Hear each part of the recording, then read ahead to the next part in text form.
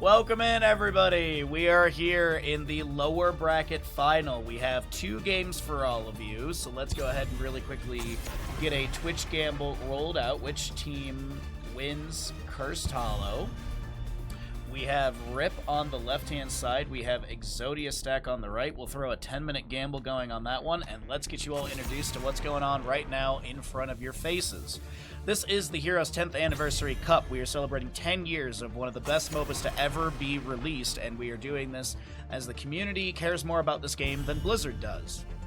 So, thankfully, Ravencourt has organized this first tournament of 2025 to celebrate 10 years of Heroes of the Storm. There's going to be another one from Ravencourt because they did hit their donation goal to be able to run another tournament, so we'll be looking forward to that in the future.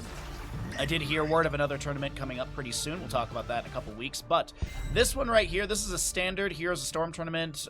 Nothing crazy, no meta madness, no unique bans, no carryovers, anything like that. You got 90 heroes available. We do have a couple bans on maps. Volskaya and Alterac Pass banned away by Rip. Battlefield and Braxis banned away by the side of Exodia Stack. As we have a Chromie Sylvanas ban from Rip, we've got a Garrosh Maev ban on the right side. Dahaka Johanna will be the first 2 picks for Rip, and Exodia Stack picks up the Blaze. Now, you might be sitting there looking at names, you might be like, holy shit, is that The Breeze? And yes, indeed it is. It is The Breeze, who is going to be filling in for the tank slot on the side of Rip, as their tank player literally did not know that this tournament was going to go this long. So, they have to work today.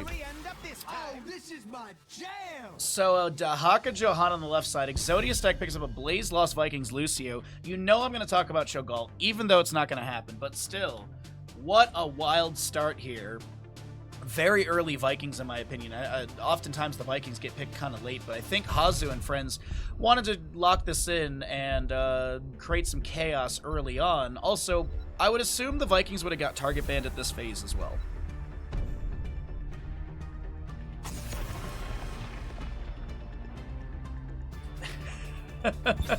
You don't plan on neutering? Hey, you do you. Damn, so professional. Me? I do my best. I try. So, we have a Muradin ban getting rid of the main tank for the right-hand side.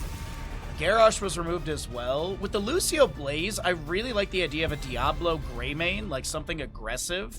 Greymane does give you good siege damage. You could even go into like a Vala if you want the sustain and have her be a little bit safer in the back. Greymane's got good splash potential, but as I said, like the dive is nice. Some sort of dive here would be really, really good into the enemy. Dahaka has a Burrow and Johanna with Iron Skin, so a Nubrak might not be a good choice, but he is kind of another thing I'm thinking about in the background. Rip will grab a global in Falstad and Rhaegar. They do have a Samuro player on their team, but I don't think they're going to go that direction on Cursed Hollow here. There is an opportunity for an Abathur pickup in the last slot, but I don't think they're going to go for that either. I think it's going to be some sort of mage, realistically. Some sort of artillery mage like Li Ming or Jaina, just to be able to poke around the objectives and have some burst as well. Because the sustain damage is pretty good with Rip.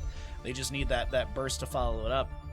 Right side, though, I do like the Diablo and Greymane, so dive heavy. It's going to be Tyrael Tracer, so we still have dive application, but we're missing out on some of the stun and burst. It's going to be a little bit more of like a sustained dive, if you will, with some burst from Tracer, of course, giving the Pulse Bomb value. But last pick on the left side, as I mentioned, up against the Vikings, something to take them down. Zeratul was banned, as he is one of the Viking hunters. I doubt they go into a Butcher. The Mimiri is there, but I feel like it's going to be some sort of magic dealer, or, well, it could be a range assassin as well, yeah. Because you could go like mage build, Q build, Falstad, and you could have the poke. You can go auto heavy composition. There's not a lot of blinds on the side of Exodia Stack as well. So realistically, both of these teams are really well put together. I think the crucial thing, of course, is going to be the Vikings, and if they're able to run away with the game, how objective phase is getting delayed. It is double global versus the Vikings. We'll see how it works out. Let's load on into map number 1 of our first best of 5. Oh, shoot. Thank you for the 6-month resubscription at Tier 1. Is there no alert for this? Okay, I'm gonna run it anyways. We'll get in the game. I Run Away By. Thank you for subscribing for 6 months at Tier 1. What's on your mind, hillbilly? What was I thinking about?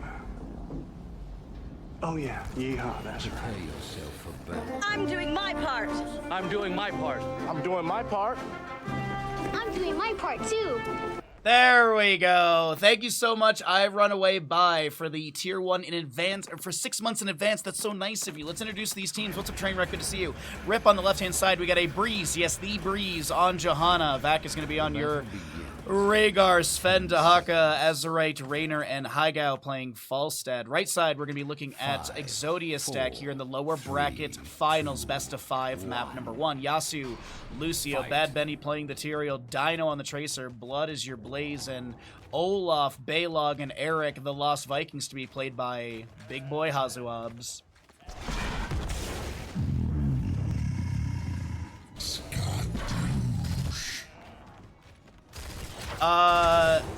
Snargles, thank you for the Prime Gaming for 16 months. Thank you so very much for that. Holy crap. Love the love in the channel. Thank you, everybody. That's so generous of all of you. Thank you. And good morning, Trainwreck. Good to see you, bud. Hopefully you're having a great day.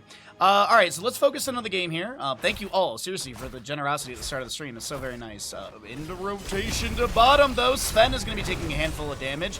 Hazu goes in with the charge for a little bit slow. The burrow, the jet propulsion timing from Blood is perfect on that burrow. And that'll be first blood over to the side of Exodia stack. Got accepted into the business course. Congratulations, Trainwreck. Glad to hear the positive news, bud. Always good to hear good, success coming from our community. Awesome. Dahaka, Enhanced Agility level 1. We have got your Raynor, Veteran Marksman. Colossal Totem. For the Rhaegar, you've also got your Gathering Storm, Falstad, and Zealous Glare. For the Johannas, we do have Dive onto Breeze. Pulse Bomb connects. The Chain Heal from Rhaegar does connect. Bad Benny getting hit with a Purge from the Rhaegar's Tracer. Looks to join in. The assist ping. They want to take down Breeze. They get the slow onto Azerite. If they can take down the Raynor, that would be some of his Gambit lost. But no, Azerite will not fall. Couple autos onto the Siege Giants. They get leashed as the Vikings continue to do Viking things. Did you get a key from NVIDIA for a free skin for Doom Dark Ages? I don't know. Like, I didn't get an email or anything. But sometimes I just kind of ignore some of my emails and delete them.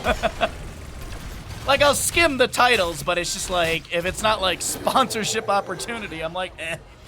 These are just bills. We don't need these. I remember there was a skin thing for Doom Dark Age, but I don't know. My current obsession is Elden Ring Night Rain.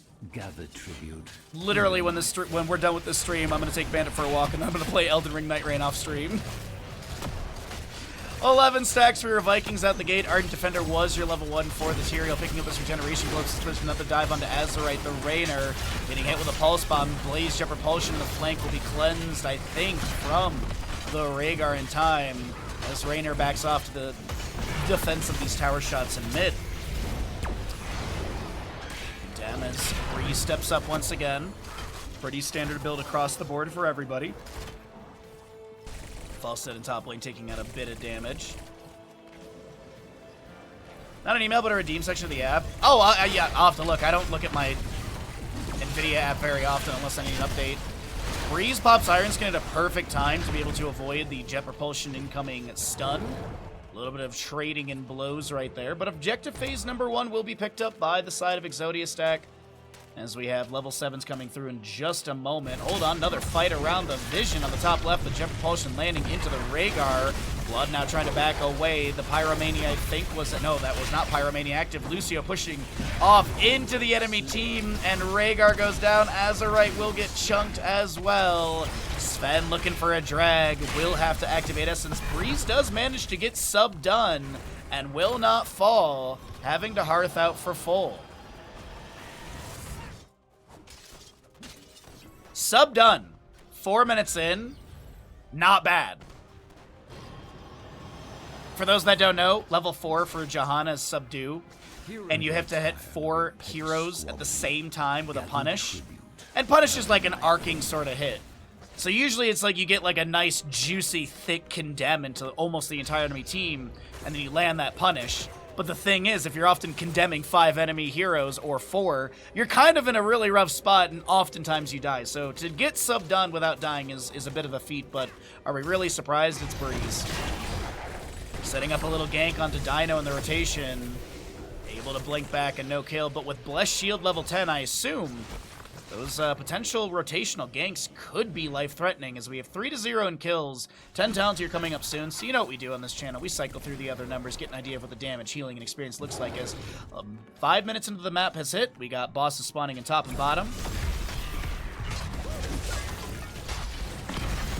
Oh, I thought the Jet Propulsion would connect. Tracer blinks in, and Sven goes down again.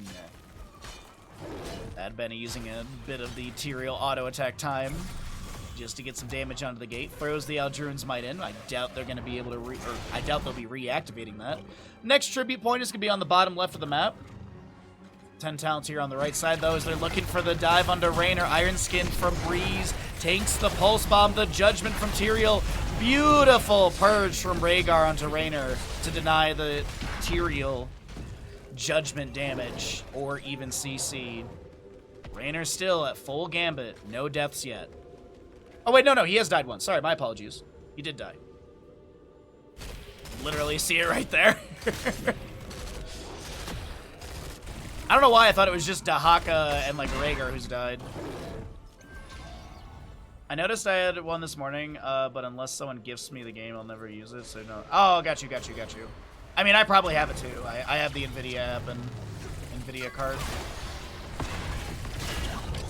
XP difference manifesting. I mean, oh, that's a good gust from Falstad, having to barrel away to safety. The fight's kind of breaking out here. Hyga on the low side of her screen will go down. Jet Propulsion from Blaze will be met with a drag from Dahaka. His bunker is so far away. Lucio gets hit with an isolation and cannot high-five the Blaze. Finally, the members of RIP find a kill. Unfortunately, they're going to be getting cursed by the enemy. Azerite gets behind the gate, and that's not what's stopping the enemy team from, oh wait, I was gonna say Tyrael going at the Bloodlust from Rhaegar. Are you serious? No Ancestral? We're an Argo-Bargo game? Okay, some way from Lucio to push the enemy back a little bit. We currently have Rhaegar a bit low. Will fall. That's going to also be a condemn from Johanna, pulling in Bad Benny. The Pulse Bomb onto Falstad will connect, trying to get Tyrael death timer value. Doesn't hit the Falstad, but still, they take him down, finding kill after kill. Getting a bottom lane fort with Hazu Olaf. You've got Balog proxying the way ahead of time, and the mid fort will fall. The Viking value. This is what we were talking about in draft. This is going to be Exodia stack hunting down the enemy with Hazu carrying the experience department.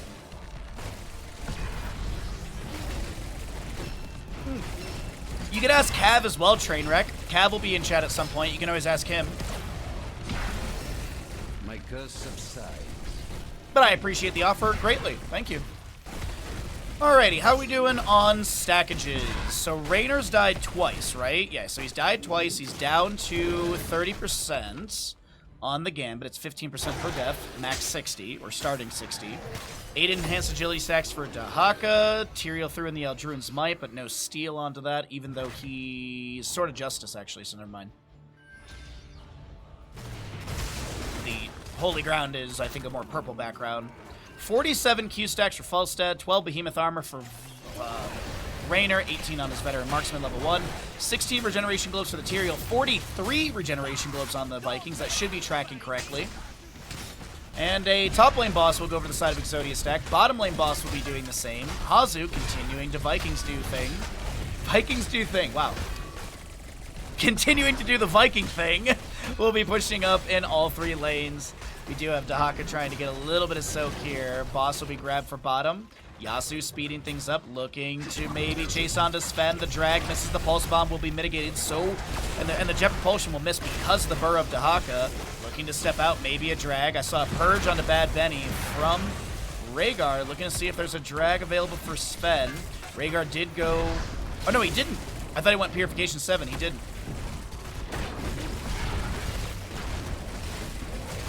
Okay, boss and bottom pushes into the keep.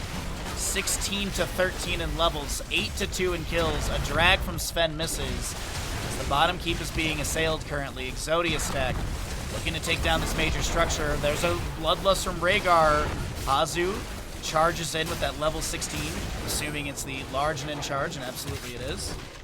Meanwhile, in mid lane, Hazu Eric is just pushing up the wave, gets the jump, has the hurry up if needed. Balog on top. Gather tribute. And if you're curious, because I'm sure some of you are sitting there like, I wonder what the experience is like, there you go. There is a 15,000 experience difference between Dahaka and the Vikings. There is roughly a 13,000 experience difference between the two teams. But yeah, the soak value from Vikings is insane this map. Hazu is like, we want to go to grand finals. We don't want to be playing 5 maps up against Rip. We just want to get a 3-0 win and go up against Rocket Raccoons for the... I believe it'll be a rematch, actually. Bad Benny jumps in. Azerite has some healing over time applied from the well tap. Banshee was the level 10 pickup, which we didn't really talk about level 10s, but it is going to be Isolation, Rainer's Raiders, Bloodlust Rhaegar, Gust Falstad, and Blessed Shield Johanna. Of course, on the opposing side, it's Bunker, Play Again, High Five, Sticky Bomb for the Tracer, and Judge Material. Vikings are great. Oh, dude, I mean, you have Hazuabs, literally an ex-StarCraft 2 Pro. Gather tribute. So, yeah. And obviously, like, being able to play StarCraft or an RTS well doesn't equal you're amazing at Vikings. But it's all, I mean, but it's also Hazuabs, too. He is, like, one of the quintessential Viking players, I would say, in Heroes of Storm, period. Like, you want to see good Viking play, you look for Hazuabs. Just gonna move my camera over here randomly, just for no apparent reason, as I said that. Breeze looking for the channel. Blaze should have a twin flame over the wall for a delay. Dahaka's zoning. Blaze with another ignited oil slick, actually, with the twin flame. Meanwhile, in top lane, the ally team is pushing up a Siege Giant camp. That's going to be a judgment from Material into the Rainer. Argle Bargle from Rhaegar.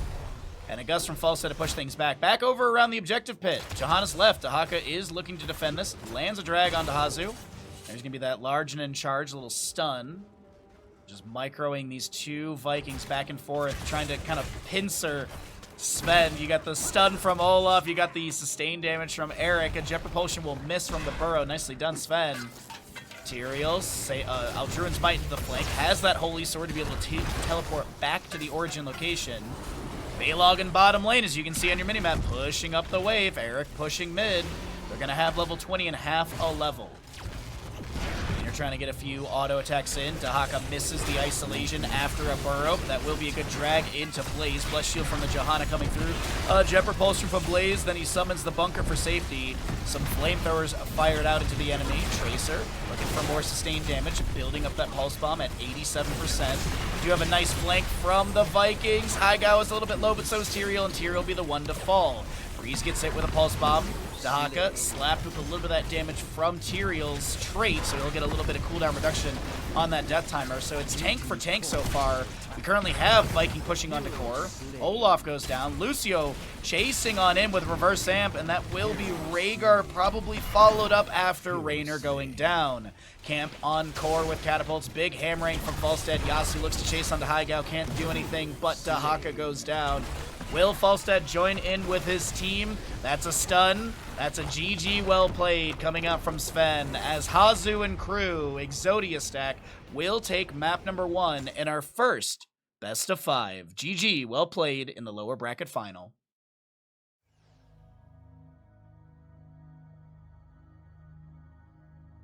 Yeah, I think also that's a good point, Pat. Like, I think you have to also enjoy playing Vikings. Like, I think there's that. When I played Vikings and I tried to learn them, because I was like, oh, dude, I'm gonna be this like crazy good Vikings player. This is back in Chair League days, so keep that in mind. So I've given up this dream.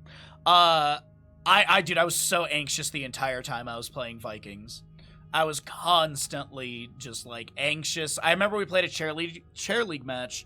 The one time I was on a team, this is like 10 years ago. No, this is like 8 years ago, realistically. And we had, it was back when Garden of Terror, you could actually pilot the Garden of Terror, so we picked Vikings, and my teammates, we had one really toxic person on our team, They were like, dude, it's not going to work, and blah, blah, blah. And I was like, dude, just trust.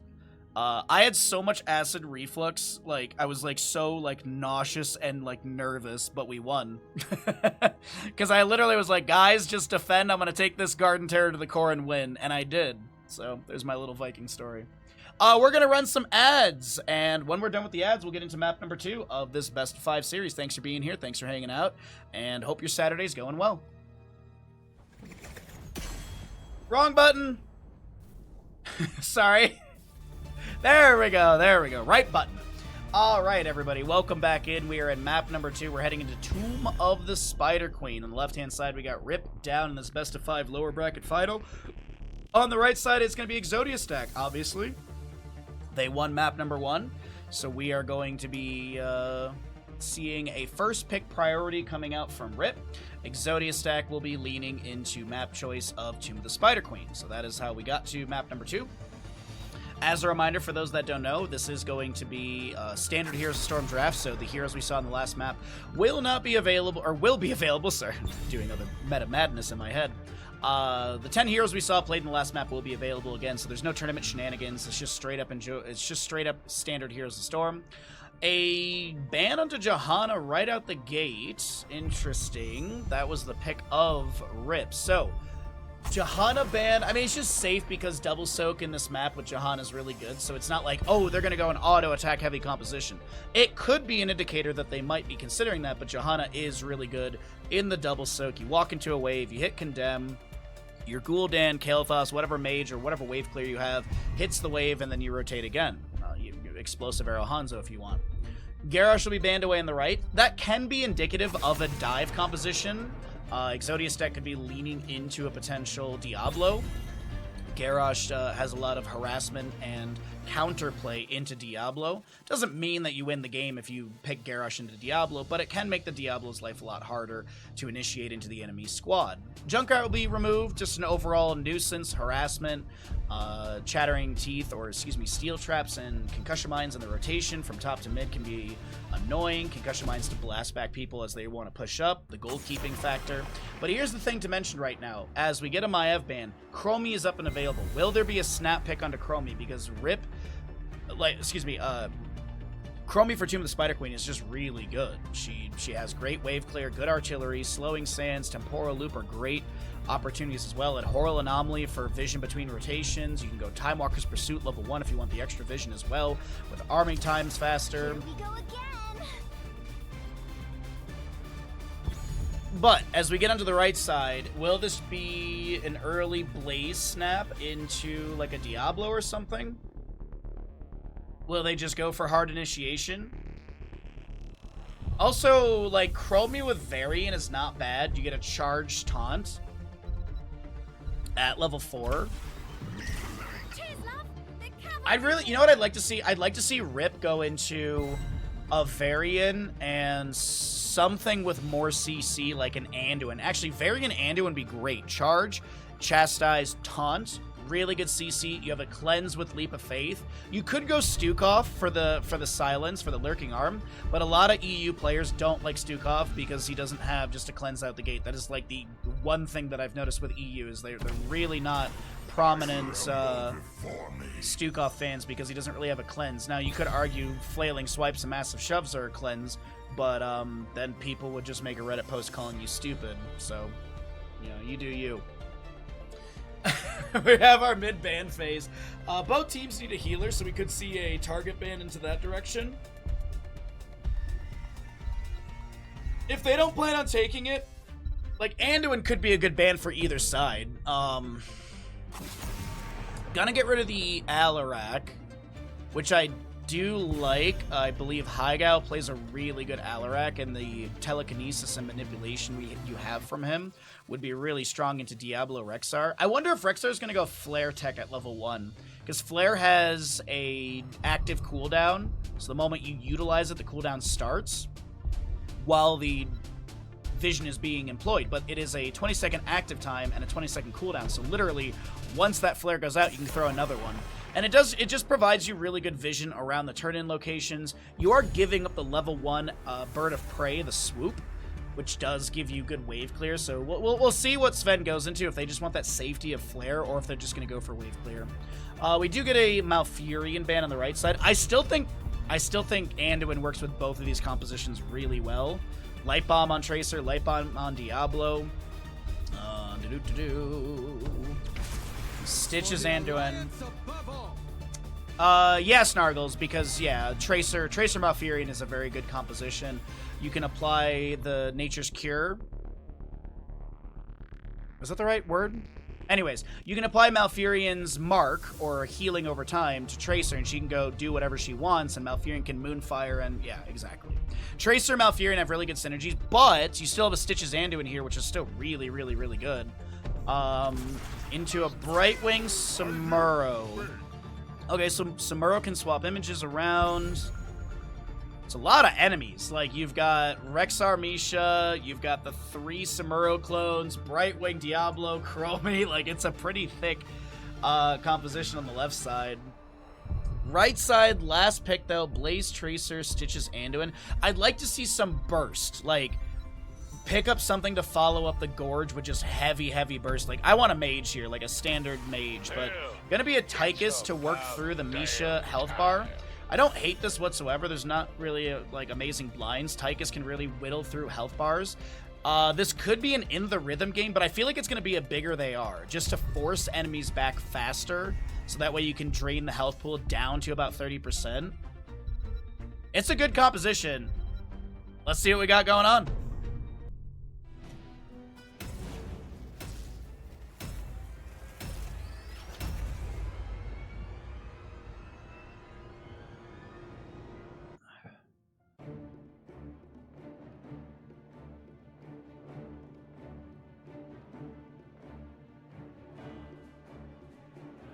Fast load. Alrighty, everybody. On the right side of Tomb of the Spider Queen, here in the lower bracket, best of 5 finals, is Exodia stack with Yasuo, Anduin, Bad Benny on your Stitches, Hazuabs, Tychus, Dino Tracer, and Blood Blaze once again. Left side of the map looking to take us into a map number 3 with a 1-1 score. We're looking at Rip with a Breeze substitute Diablo. Sven Rexar back on your Brightwing. Hygao playing Samuro. Azurite will be the Chromie, and Misha, of course, played by Misha. The interesting thing to note, though, Sven will be the one playing Rexar, and Hygao's on the Samuro. Sven is oftentimes the Samuro player, so I don't think I've ever actually seen Hygao Samuro, so this will be interesting. If you don't see the prediction, F5 your stream, you will not be getting ads, even if you're not subscribed. Ads are, pre-roll is off for 50 minutes, ads are off for 50 minutes. If you get ads, form a complaint with Twitch, because literally that is how they have told us things are supposed to work. Okay. So, Misha goes down. That's a quarter kill to the right-hand side. She's going to respawn automatically, of course, next to Rexar. Tracer helping out Blaze. Push up bottom lane a little bit. Let's talk about some level 1s, because we do have that flare for the Rexar, as we were mentioning. Tychus is going to activate his minigun, but has to dash back. Bad Benny gets the Leap of Faith from Anduin. Pulse Bomb connects onto Brightwing in the back. Tracer tries to back away, but she's going to get hit with the Time Trap. Has to recall. Does Dino have the pulse, or excuse me, the blink charges to burn? He does, and he gets a huge heal from Yasuo Divine Star. Breeze getting hooked by Bad Benny, and Hazu gets the kill. Diablo goes down. We got Hyper Shift Brightwing, Time Walker's Pursuit for Chromie with the Adhoral Anomaly, Devil's Due, Diablo, and Samuro with the Way of Illusion. Quarterback Tychus, Tracer rounds, Even-Handed Blessing, Patchwork Creation, and Adrenaline Stimpack, as Dino will utilize Pulse Bomb. Not sure if it was intended for Azurite or for just more siege, but either way, more damage onto the fort front gate and top lane as our map 2 is going. Souls being picked up, just skimming around the map right now.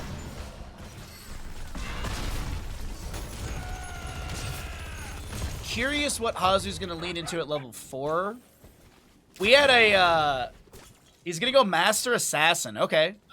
You can build stacks on that from Misha, so that's might be a consideration to rotate down there. But also Master Assassin does benefit Odin, so we are definitely gonna be getting a level 10 Odin because you get the 10% passively, and that does apply to the big mech.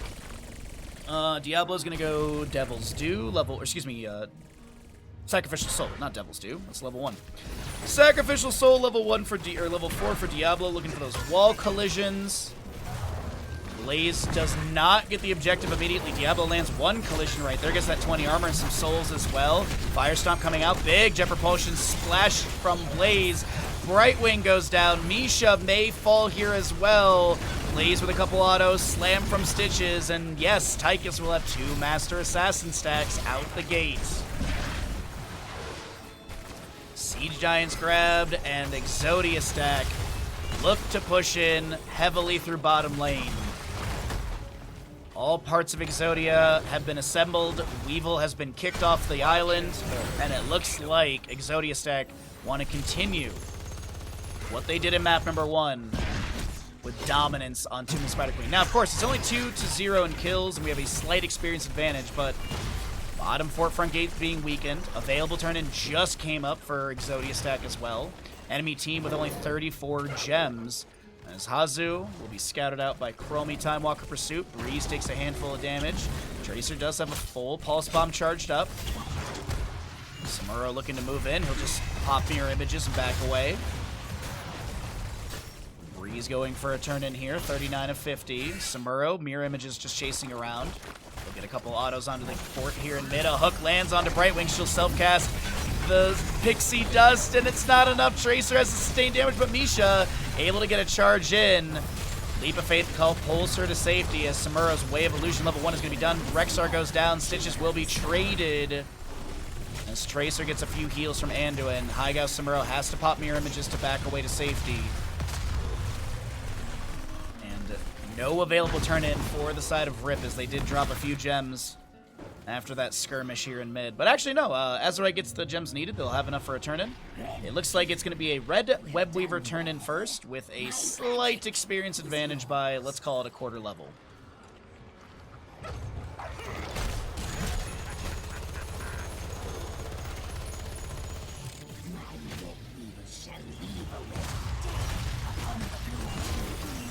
Benny discovers Breeze, the Chastise, the Pulse Bomb, the Phase Shift will come through, but there's a Jet Propulsion from Blaze, landing a big AoE stun.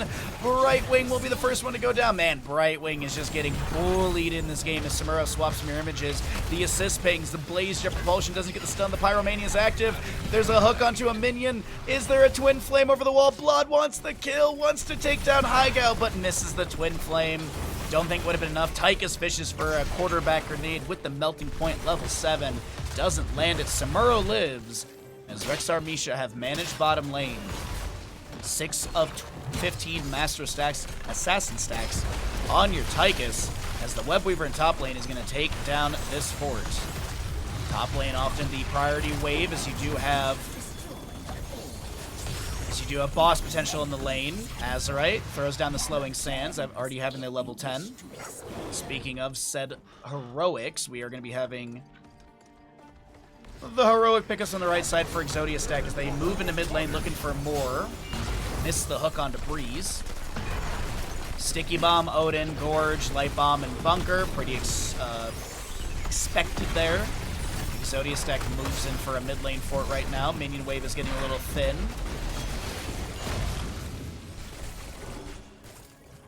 Alright, tower shots go out. Samuro just rotating down into bottom lane for experience, I'd assume.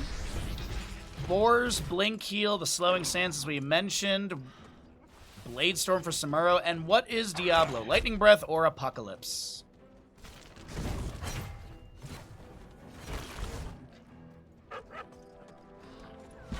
It is going to be Apocalypse for Breeze. Interrupted by a grenade. Oil Slick underneath. Misha takes a small bit of damage. Pulse Bomb lands under her.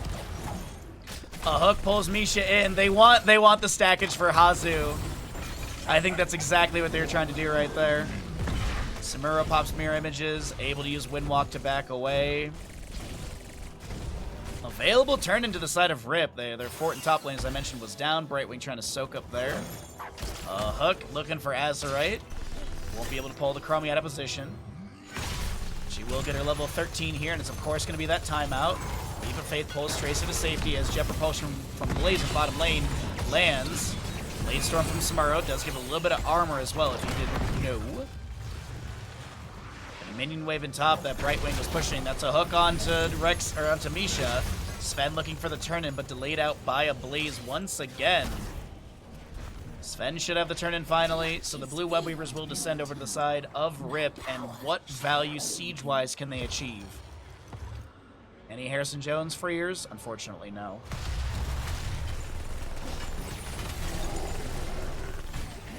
So our Bruiser camp will be grabbed. Misha pushes up bottom. It's a 4-kill advantage on the right side.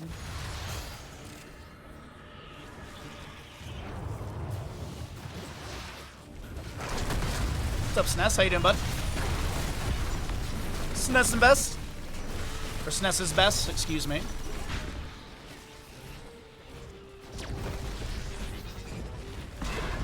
But is it better than Switch 2? That's the real question.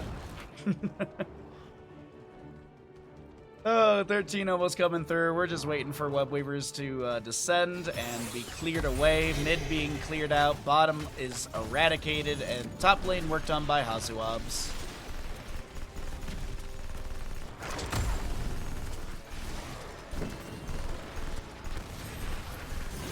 Ooh, that's a good hook onto Samuro.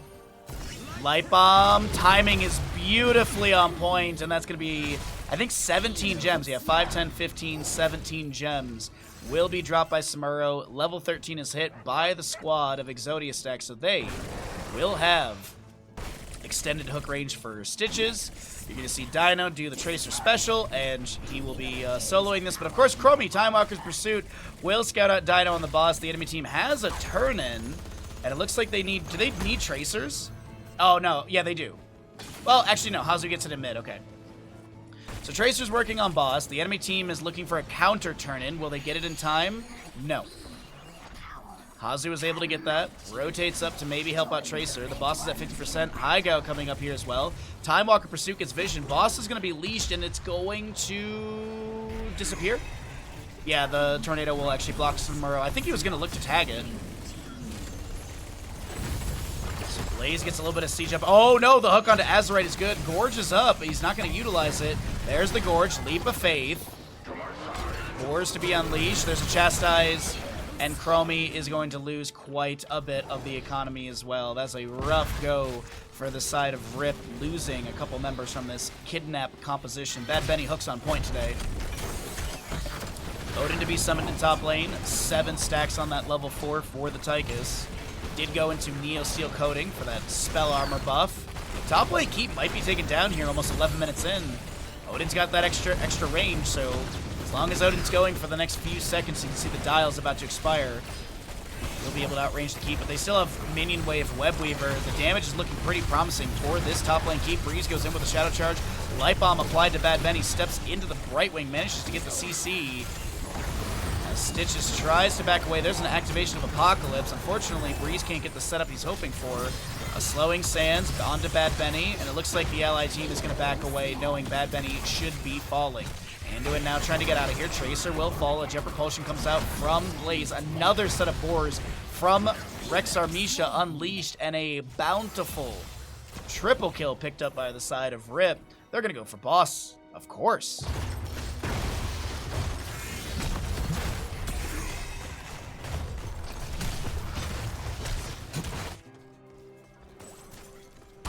Boss grabbed for the top lane. Web Weaver's getting close for a turn as well.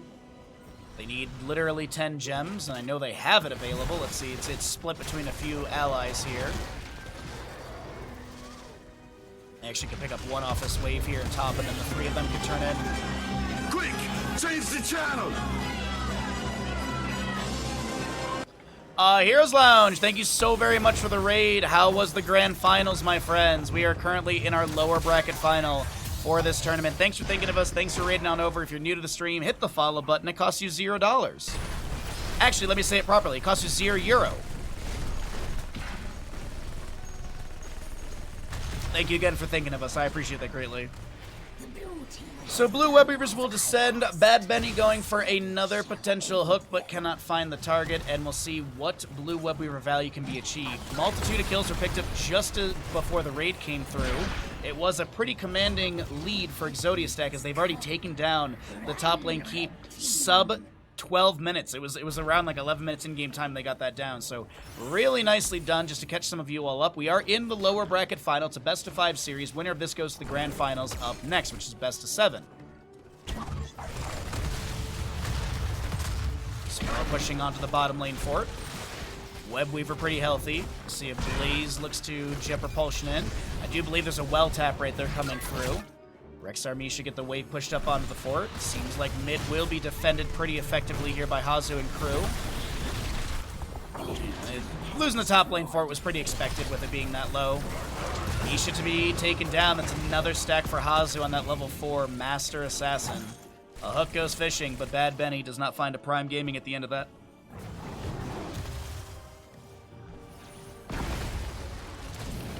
Wheat Fire stomp out from Diablo. Tychus manages top. And boss is up in 3 minutes. We have got Samuro clones pushing up into mid. Camp on the right side will be grabbed. I'm assuming Siege Giants in bottom. Oh, wait, no, hold on. No Siege Giants, just going for the entire fort. That will be taken down. Wait a minute. Samuro Mirror Images will be able to get it. And this is looking pretty nice for the side of Rip. Thanks for the shout out, Ash Mantle. Another hook to go fishing. Misha sidesteps. 4-2 in structures, but the late game is looking a little bit better on the side of Rip. Breeze finding his footing in the series. Rex Armisha done with the Hunter-Gatherer, which will be nice. They have that increased just passive armor, 15. We're done with, apparently this cup of tea has been empty. Flare to scout out the objective pit. The clutch for the turn-in. Cycle through the other numbers if you're curious what the damage and stuff looks like before we get into 20s. There's a hook onto Breeze, a light bomb to follow that up. Chastise, slowing stance to maybe create some space for this Diablo. His Apocalypse will help out. Bad Benny steps into the slowing stance with the unraveling, jumps into the bunker afterwards, looking for the flamethrower damage needed to take down Breeze. He gets his level 13 finished out. The jet propulsion misses, and Breeze lives. I can't believe it. A hook will find Misha, and she's just gonna rush on out of there as Tracer has cleared out the bottom lane camp. Blade Storm from Samuro onto the wave just to clear things out. Another hook goes out, nothing to be found.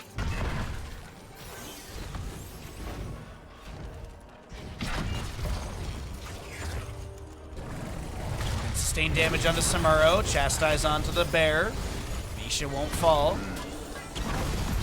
Unraveling, Pulse Bomb, Jet Propulsion, the Phase Shift from Brightwing helps out Breeze health pool. Slam from Stitches is pretty good. Brightwing trying to back away, throws out the Pixie Dust. There's a Light Bomb from Tracer, blinking in. Anduin takes down the bear as we do have a Samuro. The real one was found. The hook follows him up and he does get taken out. Exodia Stack find the kill into the real Samuro as Tracer wraps around to join the allies with a very low amount of HP, but a bunch of quick heals from Yasu bolster that health bar. We have a Web Weaver turn in. Boss is up in 38 seconds. Will they go for both? Nah, it looks like it's just straight up Web Weaver turn in. And slam from Stitches. Okay, I think they were checking the camp. They had the intention of grabbing it here. Actually, no, that slam might have been to tag the camp, but either way. It don't matter. We got 20s here. Master Hooker, big red button. You've got the Get Stuffed, Censure, and Fortified Bunker as Bad Benny fishes for another hook into the bush, but no one there. Web Weaver in top won't get much value. I believe Rex Armisha will push that out as it lands by the fort keep area. That's sort of no man's land between. Tracers rejoin the team. Another hook going out. Azerite hugs the wall and is able to avoid the pull. Big red button from Odin. Keep in mind that it also increases the Odin duration by 50%. As Midkeep is taking a brunt of damage right now. A hook onto the bear will connect. That'll be an 11 stack on Master Assassin. Tracer blinks in, gets stuffed on the Pulse Bomb onto Sven. Big red button getting a few more launches. Still got a decent amount of time on that Odin left as the Web Weaver in top lane will collide into the core. Didn't think it would get as much value, or at least push up that far. Get some scratching onto the core shielding. Big red button thrown back as the Odin will subside. One more annihilation shot, a dash away. Forced to be unleashed with a kill command for the root. Invisible friends, unraveling, Hellgate, and you've got the Wind Strider level 20 for Samuro. Hook almost finds Misha there. Both teams pretty far from a turn-in. We got 48 of 60 on the left, none turned in. 37 of 65 for Exodia stack, same thing, none turned in. Boss is up. Siege Giants in bottom will be grabbed by Blaze.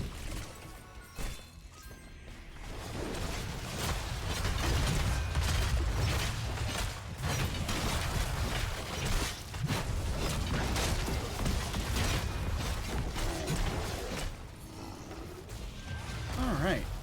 Easy grab on camps. Brightwind to clear out things in top lane. If she doesn't have Hyper Shift, she'll have it back soon. And we'll see a right side camp grabbed as well. Nice damage from Tracer coming out. Hazoab's helping out as well.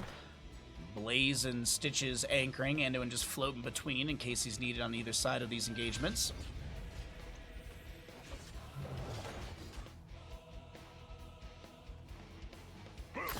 You saw the Time Walker's pursuit there for a second from Chromie just checking. Okay, we haven't seen the enemy team in a little bit. They just grabbed a mid camp. Are they going for boss? No. Though I will point this out. Exodia stack getting close to a turn-in. The enemy team has the available turn-in. Unfortunately, they seem to be a little turtled up and won't be able to step out. Another flare going up from right. That is an insane distance to be able to throw that. Jesus. Oh, wow. Dude, the flare distance is insane how far you can throw that.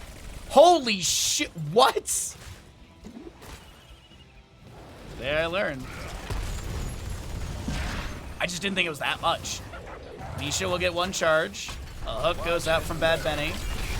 Misha no chastise onto her. We do have a grenade being thrown back, slowing Sands from Chromie to zone. Now they're hooked into the pit. It's getting close to a turn-in for both teams, though. Well, for Exodia stack, excuse me. Rip has already got their available turn of 76 held. If you're curious who's got what, there you go at the bottom of your screen.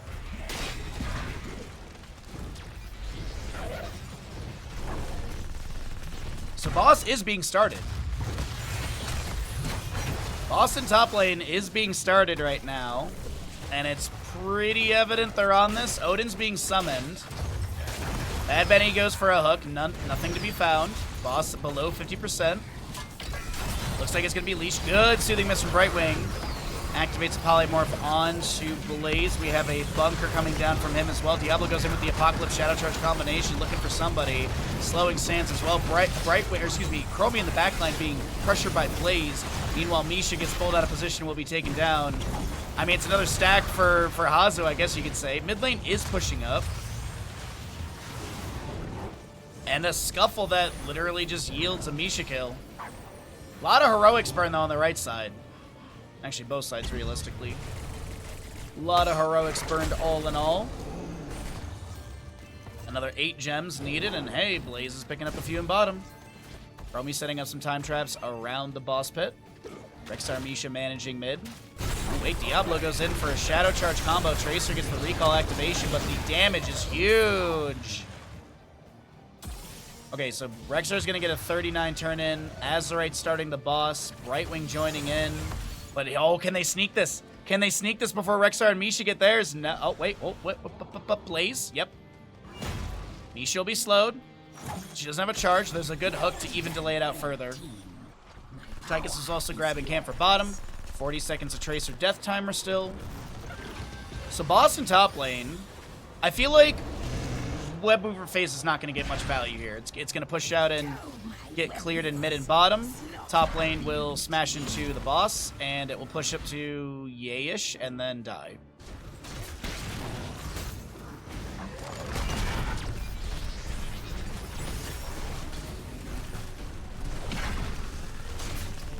Boss in this top lane will be taken down quite quickly. It should get a few autos onto the keep. It's going to be around 80-ish% still. Top lane Webweaver is about 50%. Samuro managing bottom. It's not even going to go as far as I expected. It's not even going to make it to the fort in time. Webweaver phase, I feel like, well, I was gonna say, I feel like the Webweaver phase was a waste, but if they didn't turn in on the side of Exodia Stack, the enemy would have, so they would have had to deal with Boss and Webweavers in all the lanes. So it's while it does burn the turn in and doesn't get any push value, I guess, it does mitigate a little bit of the pressure that the Boss was employing. So I see the macro decision. It's just a rough spot to be in the side of Exodia Stack with such good momentum. A hook goes on into Misha, and oh, Tychus is in top, so it doesn't get a stack anyways. But Samuro is able to sneak the turn in the top clutch. Tracer gets a few autos onto Hygo, who's able to just back away and Tracer do the same. Blaze waiting for this camp to be channeled. Bottom lane pushed up a little bit. Top lane, I'd say, is about 50% or so. Mid lane, and gonna be crashing equally.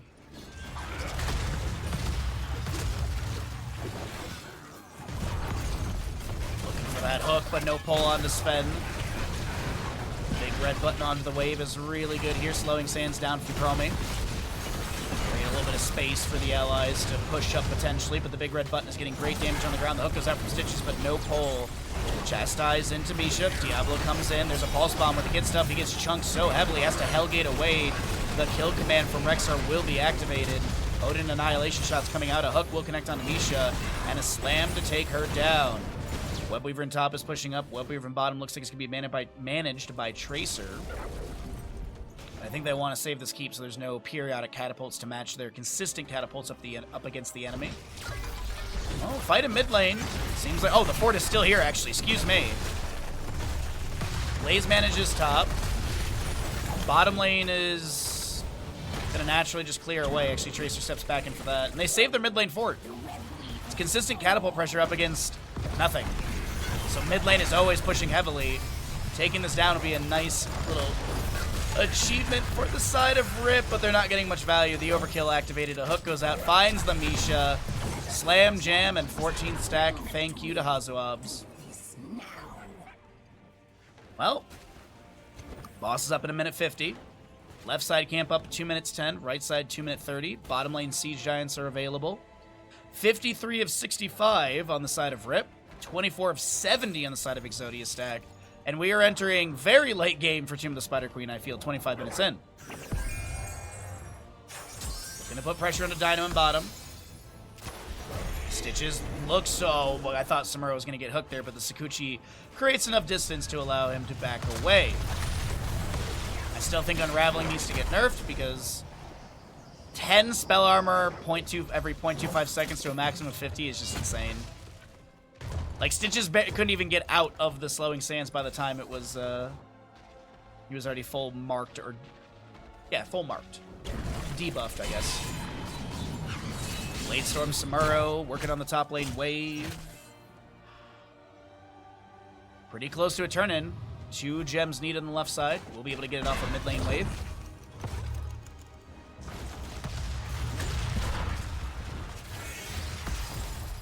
Alright. Hook finds a minion. Tychus minigun was active, anticipating it to be a Misha hook or somebody. 1 gem needed for a turn on the left side. A lot more needed for Exodia Stack. So 20 is going to get turned in here. I think this is just a safe, easy turn in. Might be able to pull someone out of position to try and delay out that 20 from Blaze, but not going to be the case whatsoever. A lot of vision tools, by the way, we didn't really talk about for the side of Rip. They have Time Walker's Pursuit and your Flare. Pulse Bomb lands on the Samuro. He's going to cleanse that by utilizing his mirror images. And Brightwing phase shifts in. Yes, Samuro can cleanse Pulse Bomb by swapping to mirror images, if you did not know. Dino's not really going to be struggling with building back a new Pulse Bomb, already at 76 of 100%. Isha in mid lane tanking a lot of damage. Tychus will be done with Master Assassin, which is 25% attack speed for Tychus now. That's huge. That seriously is huge. Light Bomb from Tracer, or Light Bomb onto Tracer. I think they were trying to anticipate Halgas swapping to another mirror image with the pressure from Light Bomb. But yeah, Master Assassin, after getting 15 takedowns, Tychus' attack speed is increased by an additional 15%, so 25% attack speed for Tychus. Tychus's attacks per second is 5. 5 attacks per second. Chastise goes out, misses the Samuro as he's able to dive away. The Odin will be summoned as well. Keep in mind that level 4 benefiting Odin now being completed as well, or further benefiting Odin.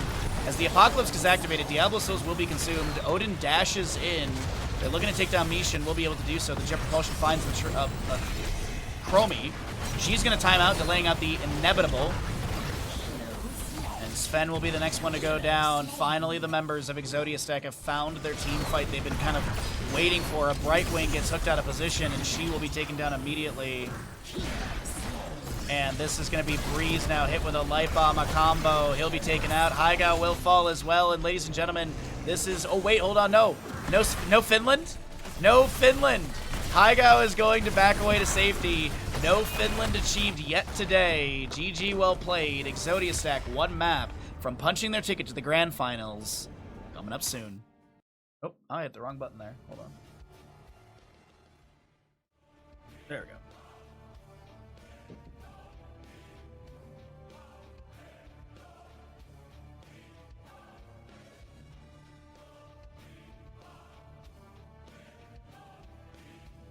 Oops, there we go.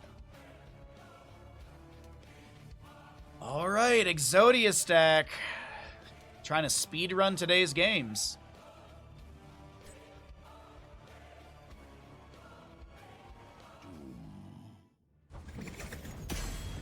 Alrighty, everybody. Welcome in. We are back with map number 3 in this best of 5 lower bracket final. Yeah. I mean, it's best of 5, it's lower bracket final, so the big thing to say is if Rip can't win this one, they're going to take 3rd place in this tournament, and that's the end of their Heroes 10th Anniversary Cup run. And Exodia Stack will be going into the grand finals up against Rocket Raccoons. No real spoilers there. I mean, they punched their ticket a couple weeks ago, so Rocket Raccoons have just been chilling. And, or last week they did. Last week, Saturday they did, excuse me, so... but we're going to get into Towers of Doom. This will be Rip on the left-hand side, opting in for first pick priority, so the map choice will come out from Exodia Stack, and we'll see a ban onto Chromie out the gate. Okay. No Chromie in this game. As a reminder, there was a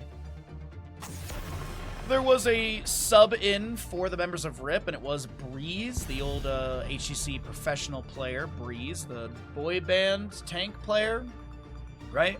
The Swedish sensation. I forget. Anyways, we have Crankles back in, though, so they have the main roster of Rip. So we have the man in the lowlands. Garrosh will be banned away. Chromie banned away. What do we want to get rid of on the side of Rip? Sylvanas. Okay. Sylvanas to be removed. We'll see a second ban out from Exodia Stack. Will they target tanks? Will they get rid of any sort of Hanzo or Genji? Any Blaze? Any Dahaka? Lucio is often a ban. Actually, Lucio might just be the ban here. Oh, no. Maev. Comfort pick Maev will be removed. Okay. Alarak is still up and available for this map, and Alarak for Hygo would be pretty good. What do they open up with? Like, first pick Abathur, obviously, right? No, I think it's gonna be something simple with, like, a main tank. Crankle does like his Muradin, so we could get a out-the-gate Muradin. Stormbolt is really good. Where will we end up this time? Stop it. Are you serious? First pick Vikings? First pick Vikings. That's bold, in my opinion. Very bold. That is... That feels like announcing what you're going to do in any strategy game, like I'm going cannon rushing in StarCraft 2. Like that's like we're going super macro heavy with the Vikings in top mid, and then we're gonna push in bottom lane.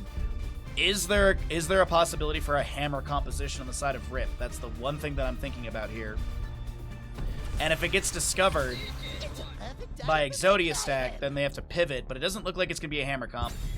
So it's going to be a Vikings with a Stitches Kidnap comp. Okay, so this is either Malfurion or Tyrande, I feel, as a ban. Yo, Lion Lad, what's that, bud? Vikings, yeah. Really? They're gonna ban Samuro? That's not what I was anticipating at all. That feels like a really weird ban. I wonder if Exodia Stack is gonna take Malfurion with Tracer potentially, and that's why they're not banning it, and they're fine with giving Tyrande over to the enemy. Maybe that's the reason we see it. No, I don't want any Kale. I don't want any Kale. Get your nasty ass Kale out of here. Ugh. I'll take spinach or like iceberg lettuce, but Kale, I don't know what it is, man. I don't like Kale. Medivh will be banned away, so it is going to be a hard stitches or a hard kidnap composition. Yep. But honestly, this is probably, like, Rip will probably just go Anduin here, right? Because you want the leap of faith.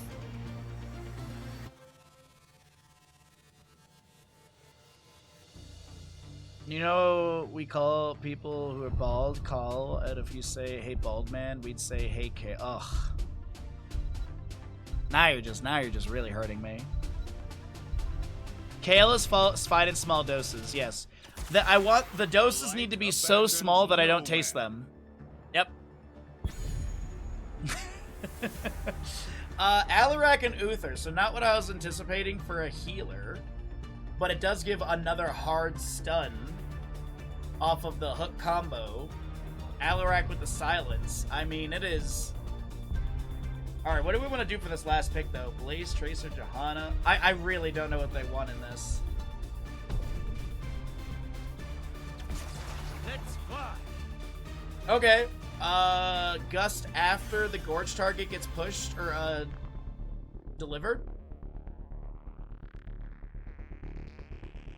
This is going to be a really interesting game. I am a little surprised that this isn't a Zeratul now that I'm looking at the Vikings and stuff. Well, let's find out what happens, everybody. You know, the gamble's going. Get him on in. Let's see. Sorry. Excuse me. Forgot how to breathe. Mage?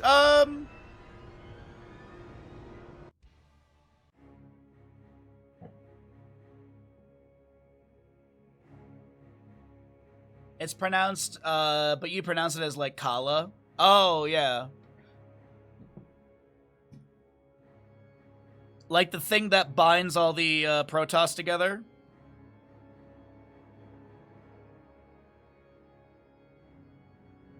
Lion Lad, I had your stream up on my other monitor, and I thought you had been just looking over. It turns off your stream is offline. I literally had your stream on, and I was just like, he's been just staring off to the side for so long. Oh, his stream stopped. That's why. All right.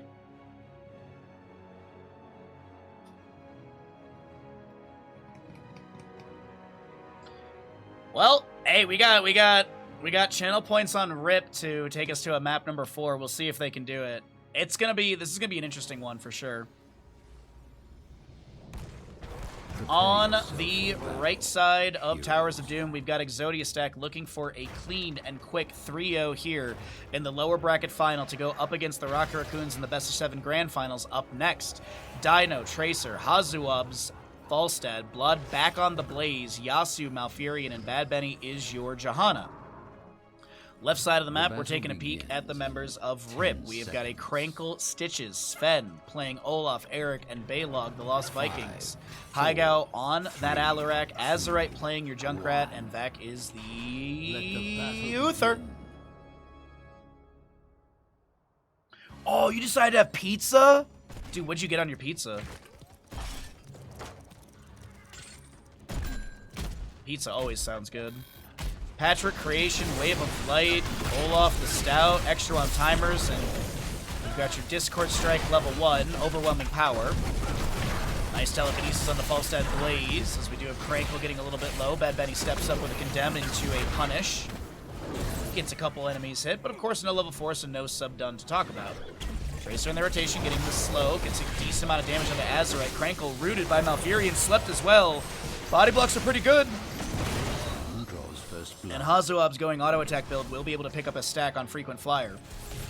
Bottom lane, Tracer's able to wreak recall before the Discord strike activates. That's insane. So yes, Frequent Flyer, Adrenaline Stimpack, Zealous Glare, Emerald Dreams, and of course Tracer rounds for the 10% range increase and vision on that target and around them for 3 seconds.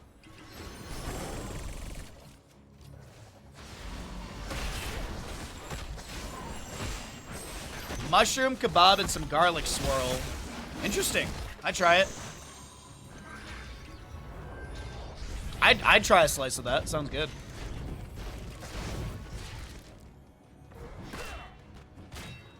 So both teams are going to grab their sapper camps. Tracer gets hooked, immediately recalls. Now they're going to put the pressure on the Crankle. The body blocks are all around. Stitches has nowhere to go. There's going to be a route to the Emerald Dreams. Is there a telekinesis? No. And Stitches goes down. The Concussion Mine doesn't maneuver Bad Benny. Well, actually, it was on the ground. I don't think he got activated.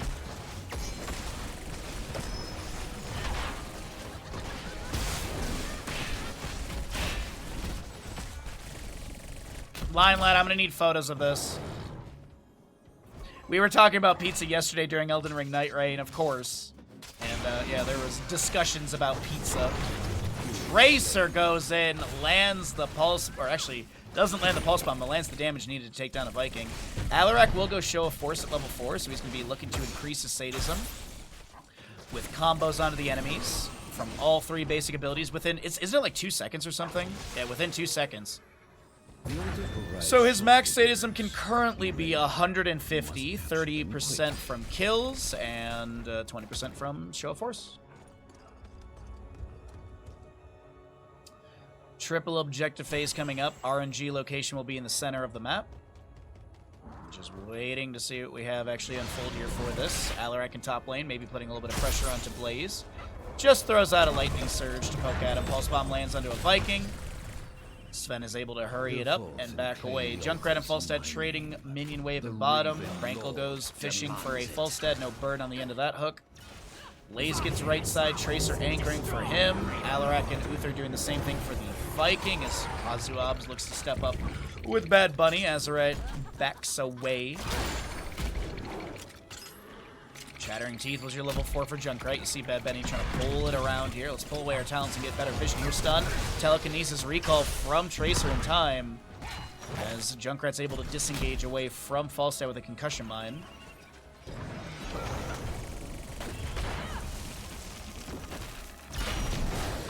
Discord Strike goes out. Iron Skin was active. Sven taking a little bit of damage. Azerite getting chased again by Falstad.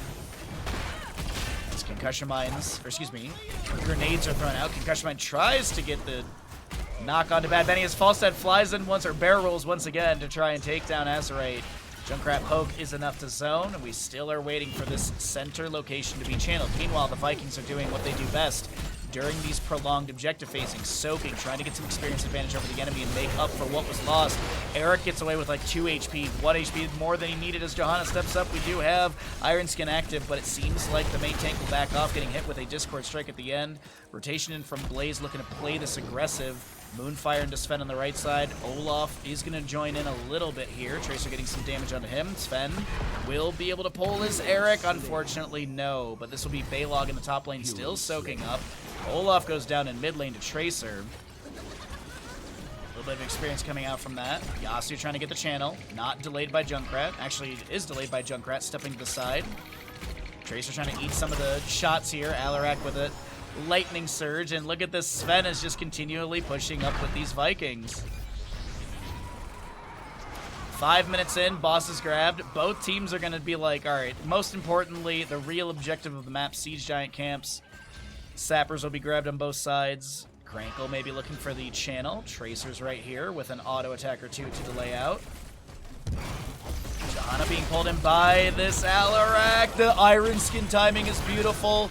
Concussion Mine will get some damage, but no fatal kill, no displacement. And Sappers will crash here. As the Viking looks for the channel, another hammering from Falstad. Did go secret weapon level 7 for that extended range, but Falstad has to barrel away. And the Vikings do get the channel. It's 36 to 32 in our core HP as our 10 talent tiers will be coming up soon.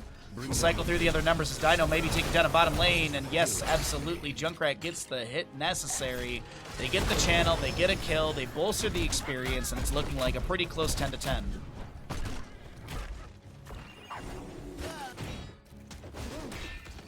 We're looking at Counter-Strike, Riptire, Play Again, Divine Shield, and Gorge. Falling Sword, Emerald...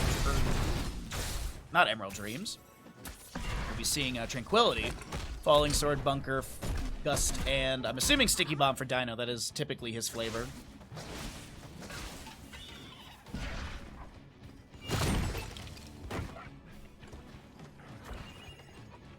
Okay. Johanna managing bottom. It still is a very close game. The Viking experience hasn't been too crazy ahead. Looks like its kills are kind of pulling that back in as well. Falstad and Tracer chilling near the top lane. Maybe trying to bait someone up. Falstad barrels in, trying to take down this Viking. They will be able to do so. Tracer recalls. Tower shots go onto the wave.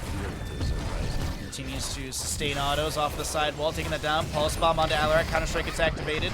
The wave of light is done. Falling sword from the Johanna lands right next to this gorged Falstad as he tried to get inside the bunker, but gets taken down by Stitches in the end. The Malfurion Tranquility will be activated. Uther is almost taken down, and Blaze gets the last level damage with a flamethrower. Riptire flank from Junkrat comes through, and Tracer may be taken down.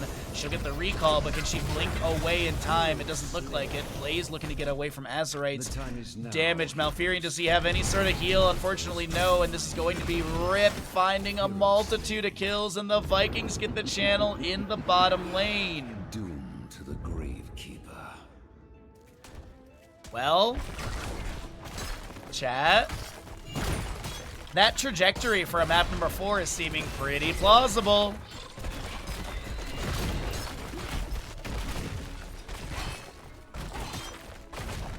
Look, I'm not going to complain about more games personally. My schedule today is cast Heroes of the Storm and play Elden Ring Night Rain, so there's that. Alright, Blades of the High Lord for Alarak, so max sadism can be 190. Right, because, yeah, this hindered momentum. The red one reduces sadism at level 7.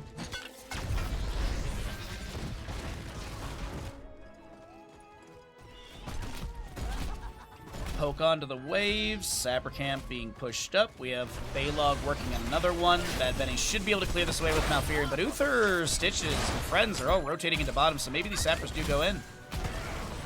1, 2, 3. Meanwhile, another camp was grabbed by the Vikings. Stitches misses the hook with the fishing.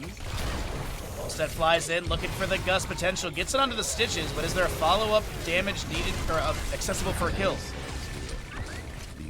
So, Falling Sword for the Johanna, but there's going to be an Iron Skin, or Divine Shield activated onto Stitches. We currently are looking at the Pyromania active for Blade, trying to back away. It won't work out. The hook connects on the tree, so she gets the recall. Pulse Bomb onto Azerite.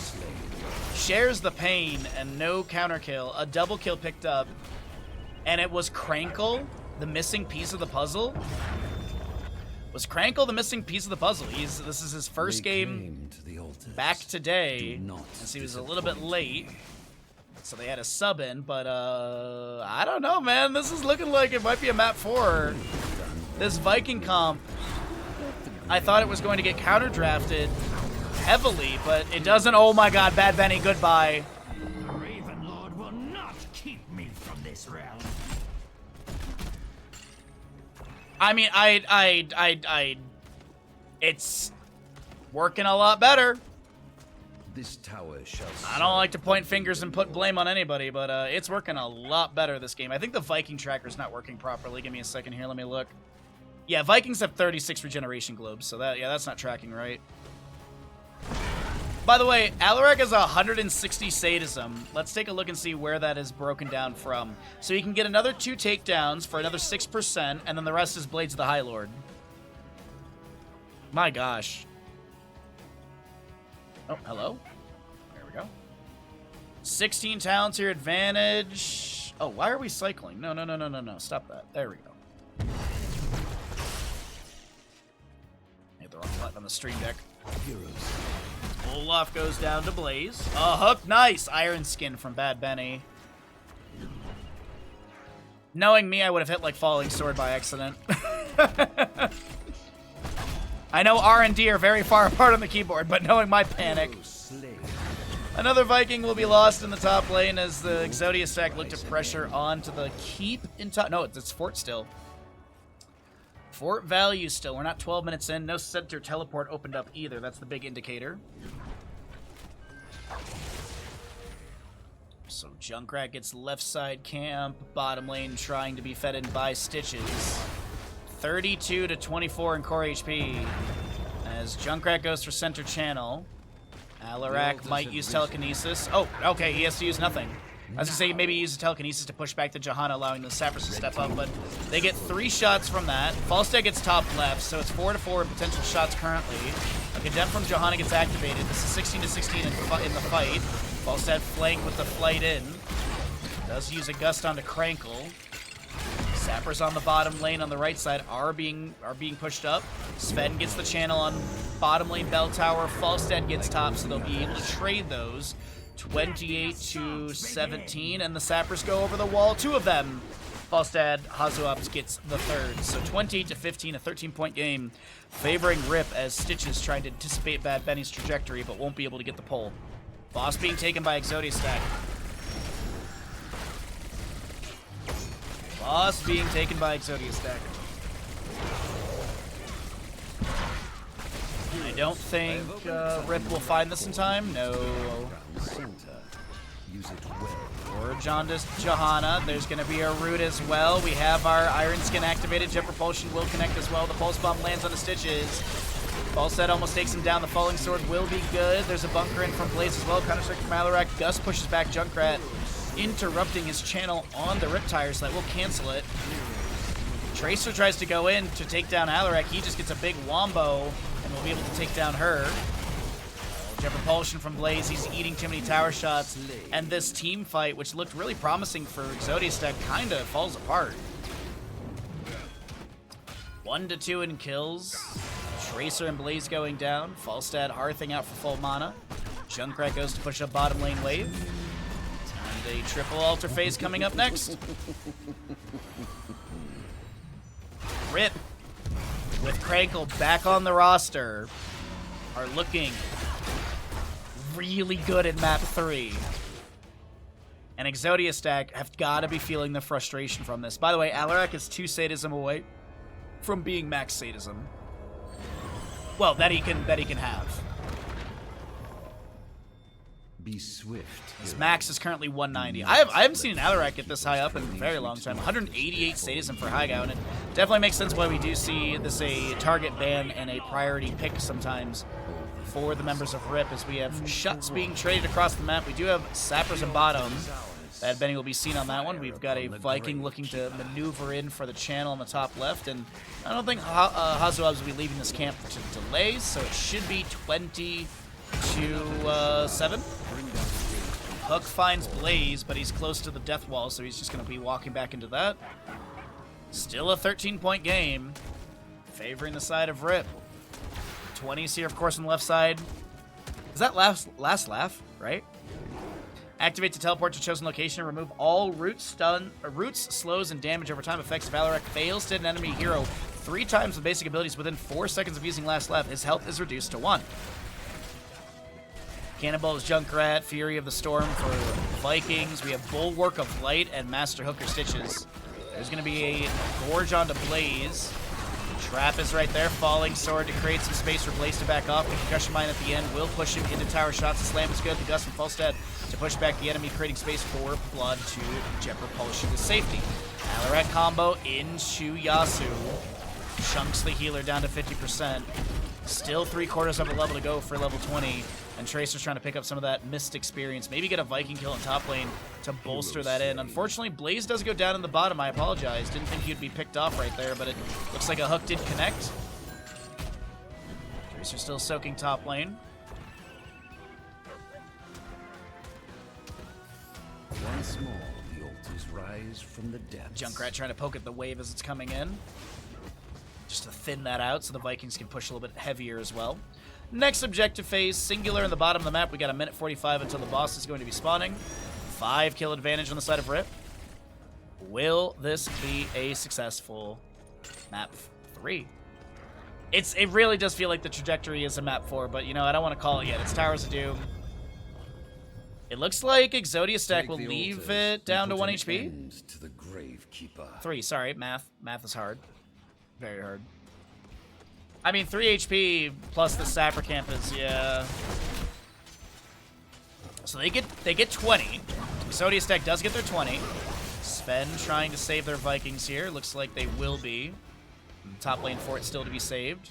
Sven, oh, they're waiting. Okay, I see. I see what they're doing here. They want to make it a 2-point game. Actually, if they feed in the set, okay, so they're not going to. I thought they were waiting for this top bell tower so they could get 5 shots in, but look goes out onto Bad Benny. The Johanna activates her Iron Skin. Falstad flying in. He's got Wind Tunnel. He's going to go for it, unfortunately. Wait, it does push Alarak. He's going to use Last Laugh. He's going to get the Divine Shield as well from Uther. Last Laugh will trigger. He's going to start Hearth out immediately. Top left bell tower does get picked up by the Vikings. An Exodius stack. Hazuabs tries to go for the big play, and it doesn't work out in the end. If he was able to get, like, if you literally... obviously, it's hindsight's 2020. He was here when he did the Gustish. If he was able to get here with the positioning of the enemies, that would have been, like, maybe a game-turning Gust. But, of course, obviously, the events did not go that way. 23 seconds to go on that Gust cooldown. 5 seconds on a Falling Sword. She did go. Johanna picking up that level 20. They want to take down Hygal. They want to get rid of the Alarak Sadist, and Bad Benny diving in deep for this. Activates Iron Skin. A hook from Stitches lands on Malfurion, and this fight is so gapped right now for Exodius deck. They're not looking like the team we saw in maps 1 and 2 at all. Azurite will fall. Uther does not have Redemption level 20. Alarak trying to take down Johanna. She gets a Shield Glare into him. There is a Wind Tunnel available for Falstad if he wants to use it here. Counter-Strike won't find Johanna. Uh-oh. Hazu! Wind Tunnel?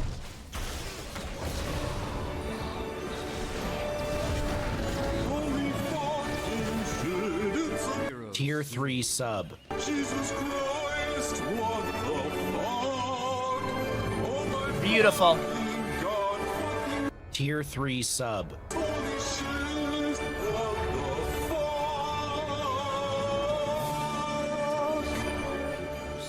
Claim the altars in my name. Happy anniversary. Still at annual conference.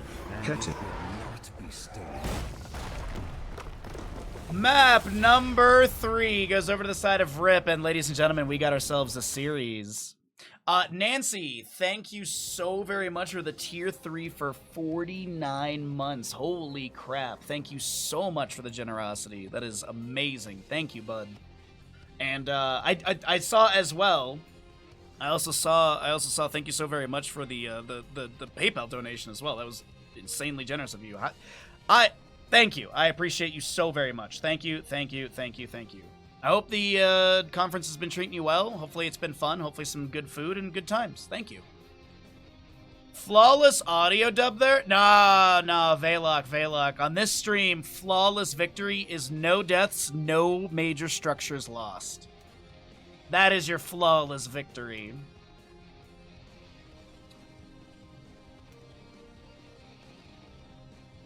By the way, tomorrow we have the NA versus EU matchup. It'll be happening in 23 hours. It'll be happening at 9 a.m. West Coast USA. So minus 46 minutes and add 24 hours, and that'll be the start time of the stream. So, you know, this hour tomorrow. Best of 7. But anyways, we're going to run some ads, all that good stuff, and we will be getting going into map number 4. Hey, ladies and gentlemen, we got a series on our hands. You love to see it.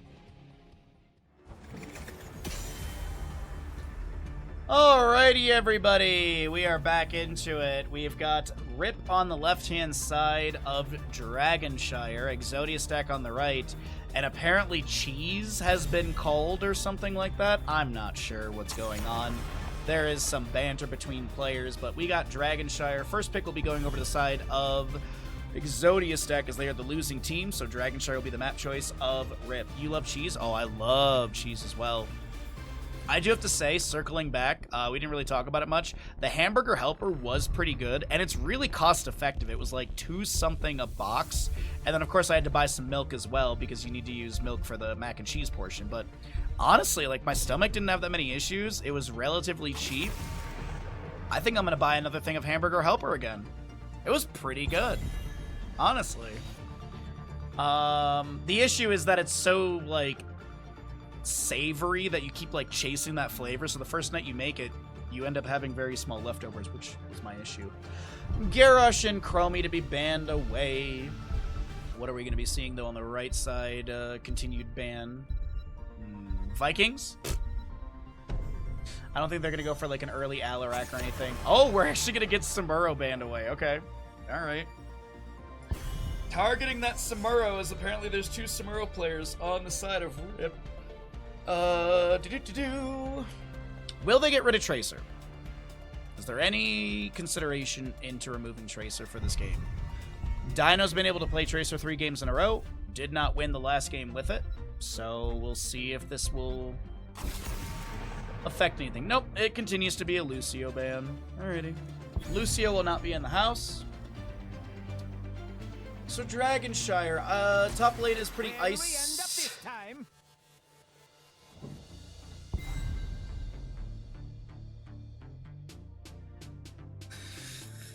I don't think I've ever seen this many Viking games in one best of ever.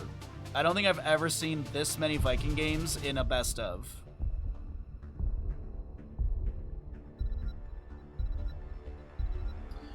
I was at my cousin's wedding, and the guy marrying them was like, "You're going to grow old together, and one of you will have back issues, the other will have stomach issues." I've never heard a more true statement. And some of them will have both. What's up, Devastating? Good to see you, bud. How's your day? Hogger and Maev. So there has been a target ban onto Maev pretty consistently throughout today. So Rip will be able to get that, but it is going to be a Vikings grab for Exodia stack. Will they go Tracer Malfurion here? They're going to go Junkrat Johanna. Okay. So last 2 picks, they're going to pick a healer and some sort of damage dealer, I would assume. He did say that? That's funny. That's so funny. The Vikings have a 100% win rate so far today. Hope you're having... Yeah, it's been cozy. It's been really cozy. We actually got 2 raids today already. We had a couple resubs. It's been a really nice day. Like, chat's been super chill.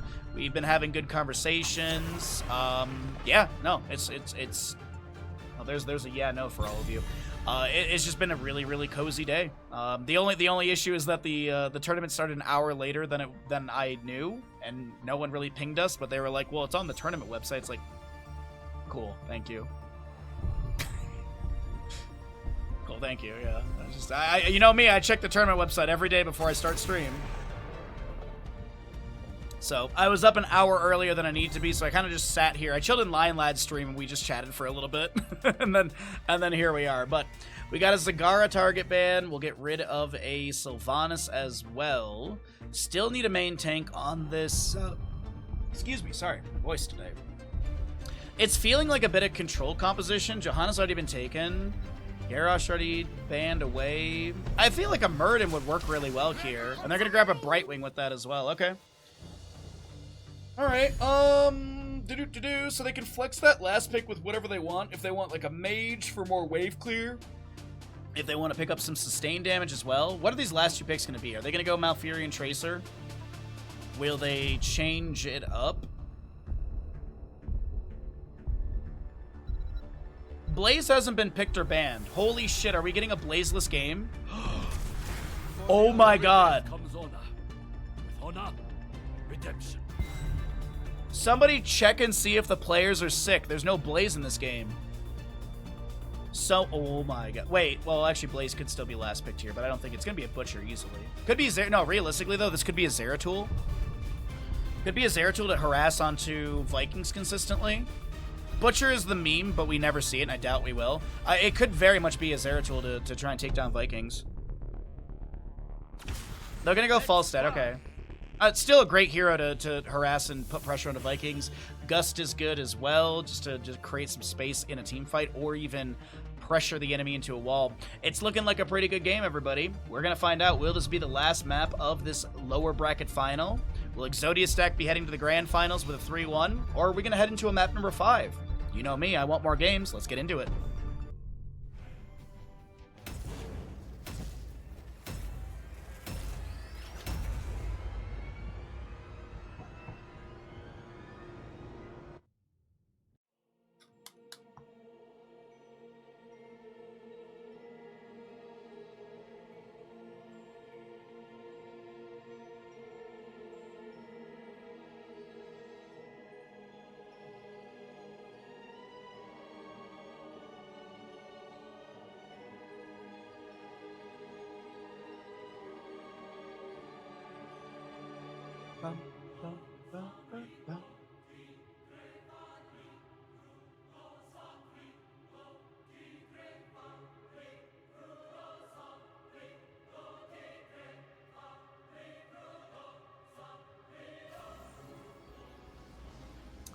Starting out this time on the left side of the map, we have got the members of RIP. We're looking at an Azerite, Falstad, Sven Hager, back on your Brightwing, Krankle, Muradin, and Haigao is going to be playing the Maev.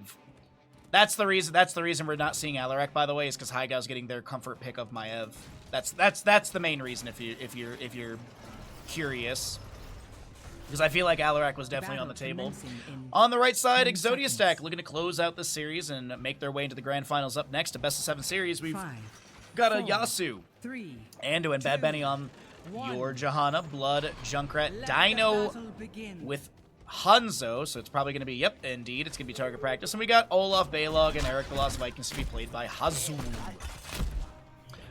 On the prowl for Hager, gathering Storm, Pursuit of Vengeance. 3rd win for Muradin for more sustainability and greater polymorph on the Brightwing, by the way. So maybe Dream Shot level 4. Could be Unstable Anomaly. Actually, this Brightwing player actually likes to go Unstable Anomaly level 4, so probably not Dream Shot. Could go for it for the safety, we'll see. Shield Glare, Zealous Glare, Johanna. Great Concussion Mine into Krankle, who will not be able to Dwarf Toss away fast enough. The Tower Shots track him down and will yield first blood on the left side, or on the right side for your Exodia Stack. Yo, what's up, Mitch? Grandmaster Baha? That's true. Thank you. I appreciate you recognizing my skill. Oh, Olaf the Stout, even-handed blessing, target practice as we mentioned, extra on timers and Zealous Glare. Siege Giants are spawning on the left and right. Brightwing chilling near this one, waiting for allies to come through, but it will be Bruiser Camp grab first on the right side. Vikings, all 3 of them in top, up against Hager. Brightwing phase shifting. Just bolstering the Sven health bar, and we'll float back over to the allies. Siege Giants for bottom, Bruiser Camp for top. Bad Benny did check camp down here. Haigao's gonna do the exact same thing on the other side. That's kind of silly. So the same brain right there really quickly. A Shield Glare goes out. Oh, good Iron Skin from Bad Benny right there. Beautifully done. Steel Trap thrown into the bush from Junkrat. We've got Vikings looking to harass over here in this camp, and Hazu's gonna hurry up and try and get away. A Sonic Arrow discovers the Brightwing. Explosive Arrow level 4 for your Hanzo, as Azerite's a little bit low but won't be found or taken down. Brightwing looks to step up. Hazu trying to get this Dragonite channel. A Viking will be lost in mid. No big deal. Ginger main Baha? I mean, yeah, I guess.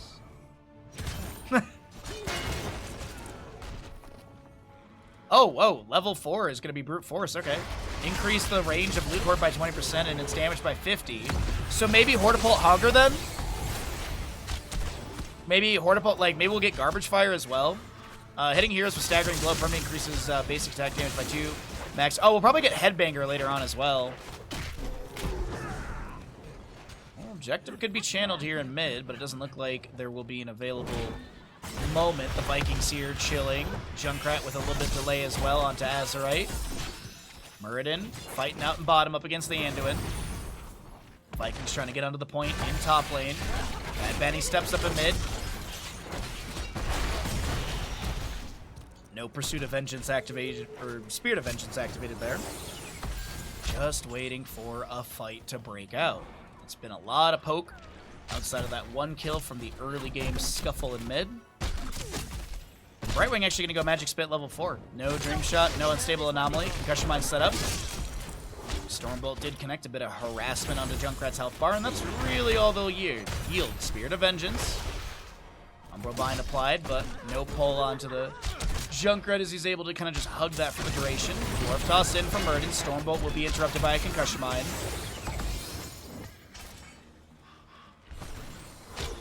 See what Johanna does here. Looks like she's got some healing over time from the well or something active.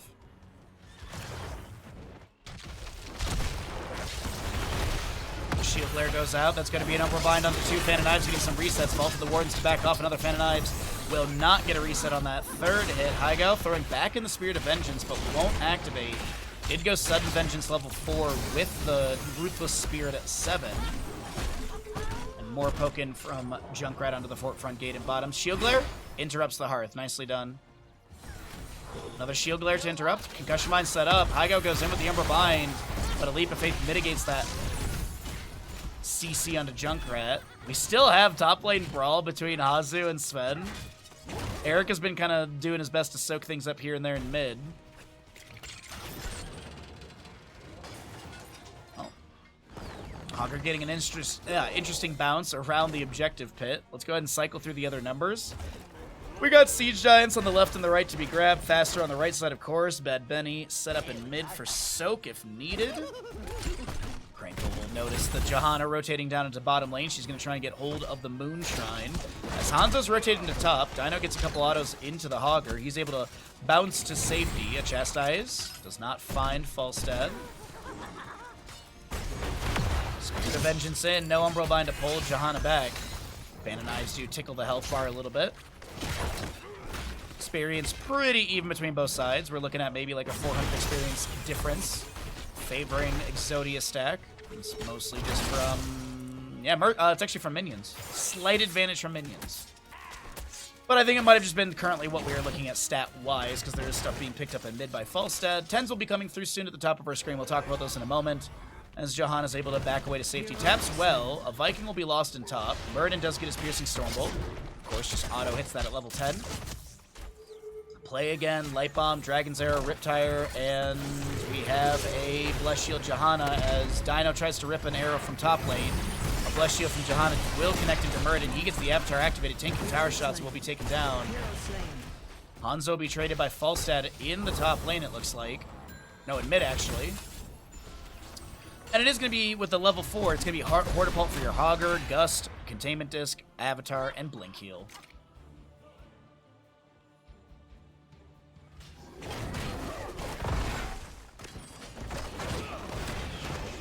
Little bounce set up by Sven just to clear out the wave. Hold on, in bottom lane. Wait a minute. That's going to be a polymorph on a Junkrat, but he's fine. Bad Bunny holding the point. Hazu gets in the Dragonite. First Dragonite will be picked up by the side of Exodia stack.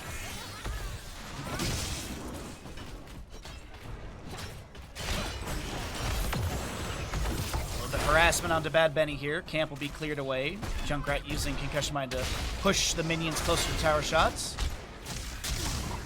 And 4 stacks for Dino, by the way, at his level 1. I'm assuming it's Hogger he needs to hit one more time. Hogger twice. But does have the 30% range increase, so a little extra range poke for Dino.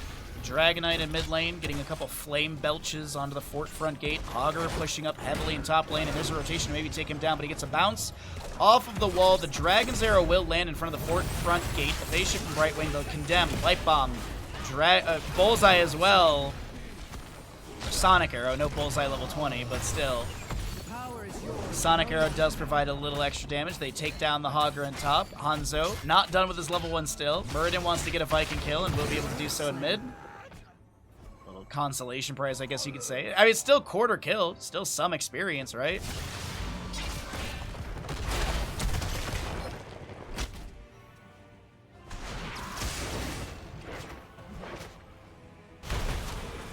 Okay. Still just kind of waiting to see what we got going on. With 3-1 in kills, favoring the side of Exodia stack, they will be having 13 advantage. We've got pretty standard stuff here. I'm not seeing anything like, oh my god, I can't believe they're doing that. Hogger with the pummel, level 13. Mayab continues. Spirit of Vengeance build with the Shadow Armor. Muradin with the Bronzebeard Rage. I believe this is the Pixie Dust upgrade, right? Well, they're all Pixie Dust upgrades. Sorry, the Spell Armor upgrade. Apologies, yeah. Because all the icons, they're basically just the Pixie power, but there's like different coloring, so I'm trying to figure those out in my little casting practice here and there. That's a good condemn into Light Bomb. Focusing on the Maiev. We do have a phase shift from right wing coming through. A good gust to push back Junkrat, so he does not get the Riptire activation. Dragon's Air to create space for Anduin to back away. After the containment disc ends, the Junkrat will be dove on by Muradin, who does have his Avatar active. The Leap of Fate to pull Junkrat to safety, and Bad Benny will back away through bottom lane. Dragonite phase is up and available. Hazu clearing out a camp in top lane, pushing things up a little bit. Hogger to rotate up. A little bit of poke onto the Falstead still.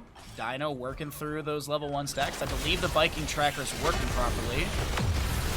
Bad Benny, Iron Skin active, throwing out some shield glares into the enemy. Bless shield down for 14 more seconds. Dwarf toss in for Murden, misses the Stormbolt. Polymorph onto Dino Hanzo, who's going to return some damage into the mini wave. A scatter out into the enemies as well. Hogger's going to hold top lane. Maiev holds bottom. No one in position in mid just yet for a potential Dragonite to the side of Rip. And as a reminder, this is lower bracket finals, a best of 5 series. Winner of this goes on to our next and final series in the Heroes 10th Anniversary Cup, which will be up against Rocket Raccoons, best of 7. Of course, Rocket Raccoons will have first map pick and first pick as well on that map since they came through the upper bracket. No game advantages, so a straight best of 7.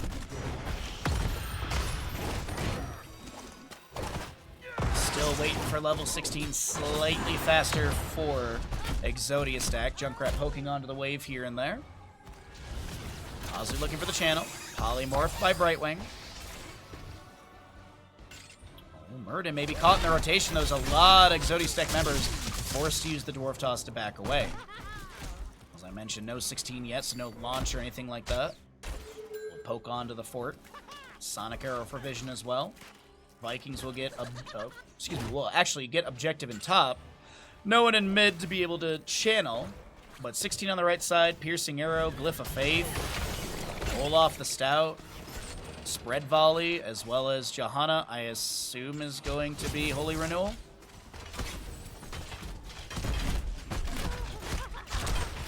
And there's that Headbanger, by the way, for Hogger. Falstead with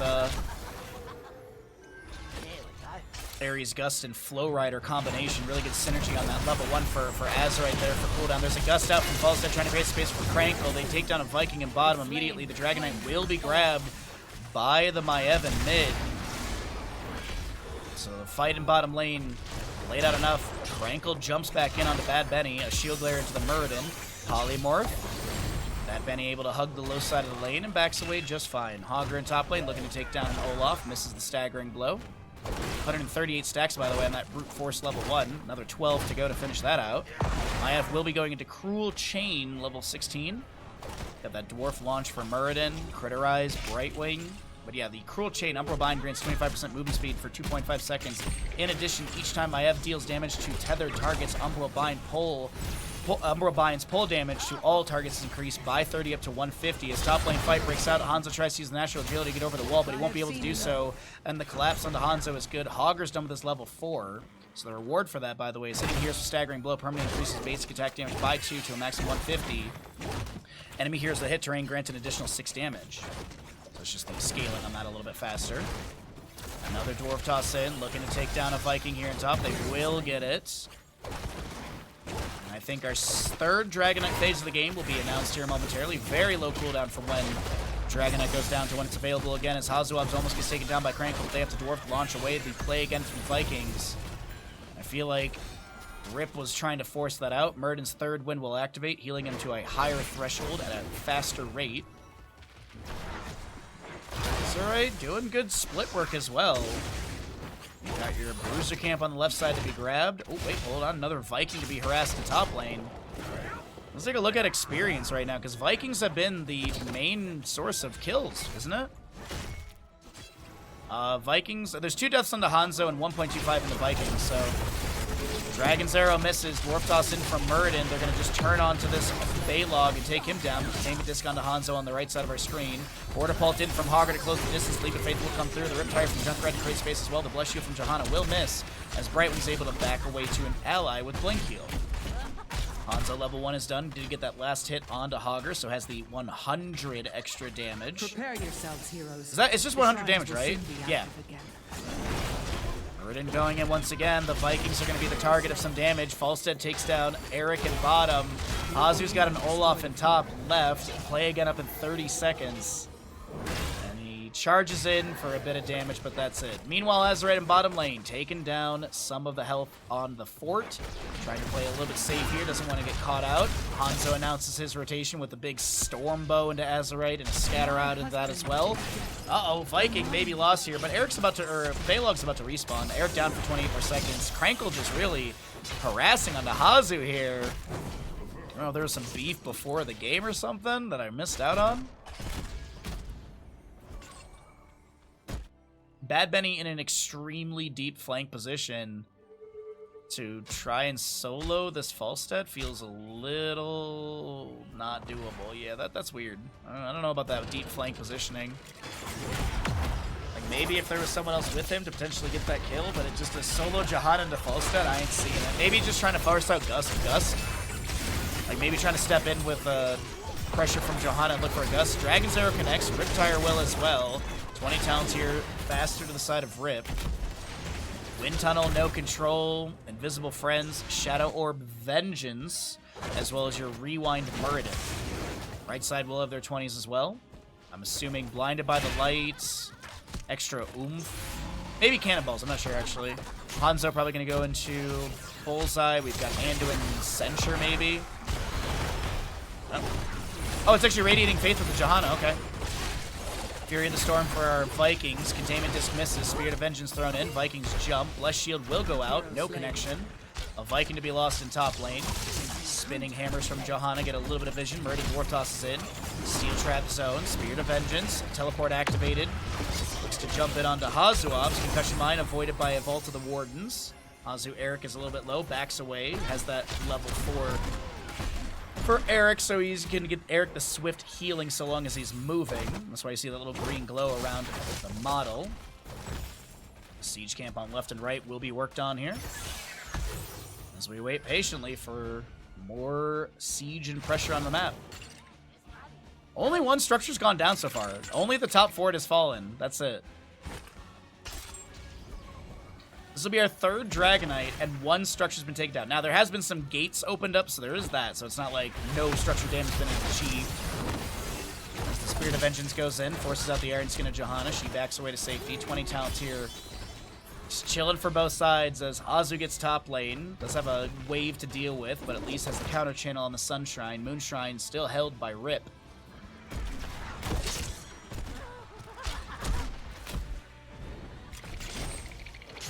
Dwarf launch in. Looking for damage on the Bad Benny. Mostly going to find the Polymorph. Eric will be taken down by Hogger in mid lane. Spirit of Vengeance goes in. No teleport. Try to go for a little teleport. Fan of Knives. There's going to be containment. It's going to Johanna. She throws out a Blessed Shield. Light Bomb is applied. I don't think Johanna's going to be able to utilize that Light Bomb in the end. It does get no value. Wind Tunnel from the Falstad pushes Bad Benny out of the loving help of his allies, but everyone starts stepping up, and it's going to be Azerite getting low here. The shield there's from Johanna coming out. Azerite will be able to back off. Maya finds the kill. Anduin does go down to Krankle as well, who lands a Stormbolt into Bad Benny. I did not think that fight was going to go the way of Rip. I really didn't. I thought that fight was going to fall apart. Stormbolt, auto attacks are pretty good. Krankle needs to back away from these tower shots, though. Meanwhile, Olaf comes in with a little large and in charge stun. And right now, they're ignoring the Vikings right now. They want to take down Dino, and we'll be able to do so with a Brightwing auto attack. There's going to be Haigao trying to chase into Bad Benny, Spirit of Vengeance, and nicely done. Bottom fort will be taken down here by the side of Rip, and chat, they want this map number 5, and it's looking plausible. So Falstad has Sunshrine, has the wave pushed up a little bit. Maiev heading to mid. Third Dragonite, second one over to the side of Rip will be achieved. Looks like it's Falstad going in it. And Hogger's working on a camp for bottom lane, so I'm assuming Dragonite will get the mid fort. Gonna use Eric as a small distance closer. Get it? Small. Bottom camp is grabbed. Rotation up into mid lane to join the Dragonite. Will they rotate this Dragonite into bottom with the camp? I assume yes. So a little bit of Flame Breath pushing up the wave a bit onto that keep front gate. But this is looking pretty good for the side of Rip to maybe take down a major structure in this keep. 7 seconds on Johanna, 2 on the Hanzo. So Hanzo's back, charging up that Stormbolt, looking for some damage onto Dragonite. Riptire coming out from Junkrat. Does have that extra oomph as we mentioned. Polymorph the Riptire, gets the reset right there. Will we see another activation? The keep is going to be down to about 50%, but the Dragonite at 13 throws back one Flame Breath and decides to disengage with the allies. Spirit of Vengeance, Muradin looking for an angle here, finds the Stormbolt onto one Viking. They jump up really quickly, and Muradin is able to launch on out of the engagement. So all 3 forts have been taken down the side of Exodia stack. If Exodia stack get knocked out at 3rd place, that's gonna be wild. I think a lot of people are expecting them to be the ones to make it to the grand finals and win, but you know, nothing's written in stone. Rocket Raccoons had a really good series of games last week Saturday, and obviously they're just sitting in the grand finals waiting to see who will come through this series, and maybe rip reverse sweeps. I mean, the brooms are out. Bottom keep is low. We could be on we could be heading to a map 5. Give me all the games. I will gladly cast 12 maps of Heroes of Storm today. Psy into Muradin, a little bit of damage onto him as well. Dragonite objective phasing should be announced in a few seconds here, as we have top lane wave to be cleared back. Still a 5-kill advantage over on the left-hand side, and it might be a 9-kill as this Viking may go down in top, barrel roll in. Azerite wants the kill, and cool guys don't look at explosions. Yeah, so one more Viking kill will actually push it a little bit further because it's 0.25 per kill. Dragon's Arrow finds the Falstad. There's a bullseye on the Muradin. Meanwhile, Maiev was being split from the team for a moment. The Wind Tunnel pushes back the enemy. The Concussion Mine from Junkrat, splitting Muradin once again. The Leap of Faith will pull Johanna to safety. Containment Disc will find Hanzo. And spread volley from Junkrat to poke onto the enemies, but that is it. Wait a minute. No, hold on. Shield Glare. There's a Spirit of Vengeance. No teleport activated. Scatter gets a dismount or so. Top lane wave was pushed up a little bit, so they're going to have to deal with that. Hogger grabbing the objective in top lane. Bullseye, Concussion Mine. Blast the Bright Wing to the side, but not a good displacement to find any kills. Ban and Ivory, that's a pretty good. Hazuab's may be taken down. Is there a Spirit of Vengeance? Teleport activation? No. Vikings will play again here in mid to rejoin as Hogger's moved into mid. Stormbolt from Muradin lands the Johanna. There's going to be a Horde Bolt in from Hogger, looking for the staggering blow as well. Hanzo uses that as a natural agility target to back away. Crankle Muradin is very, very low here. Sven Hogger does not have a ton of rage built up, and Azerite is able to back away to safety. Meanwhile, Hazuab's using a Baylog to clear out that camp in top lane that was pushing up onto the keep front gate. I feel like I haven't seen a no control from Hogger yet. Falstad was hearthing out. Fan and Ives get the dismount. Junkrat throwing in a few grenades.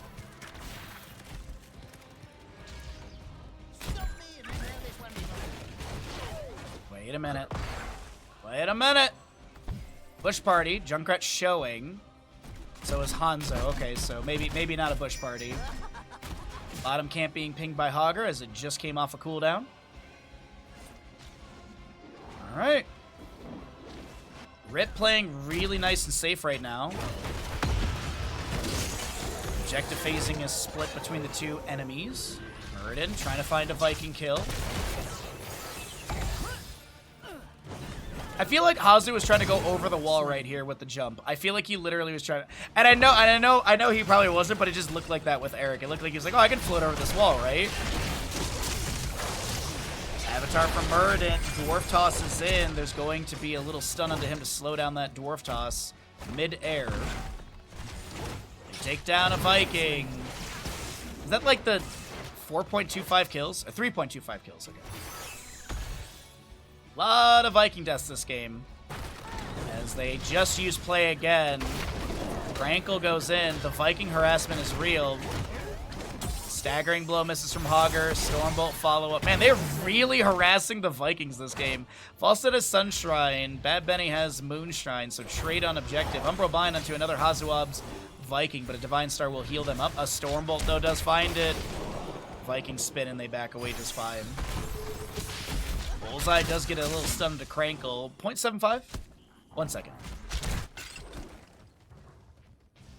And 24 minutes in to map number 4. It's a good series, everybody. This is such a good series. I got looking for the channel. Dino misses, but definitely showcases somebody's around. Bless Shield from the Johanna into a Condemn. Right Wing is able to apply some Pixie Dust with that extra spell armor from level 13. Hanzo, natural agility, the wind tunnel for Falstad. Murden looking for the Stormbolt, gets it, the rewind as well. Hanzo is taking a lot of damage. Horde Bolt in from the Hogger. That is going to be Hanzo, the first one to go down. Hogger bouncing around, looking for something. There's going to be the no control activation, and that's so much damage between the Viking and the Junkrat. Falstad barrel rolls in. A Viking or two will go down. No Finland because we still have 2 Vikings alive, but it's looking... I think they call for core. The death timers are relatively long. Yes, ladies and gentlemen, we did it. We did it. They did it. The members of RIP. Big shout out to Krankle. Krankle is the core of this team. And with him back in for games 3 and 4, it's looking like we got a map 5 in this best of 5 lower bracket final. And I mean, wouldn't you wouldn't want it any other way, chat, right?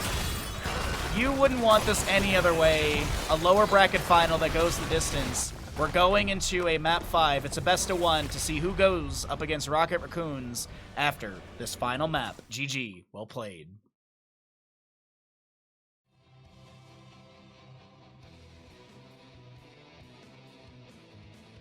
What's up, Wolf? How you doing, bud?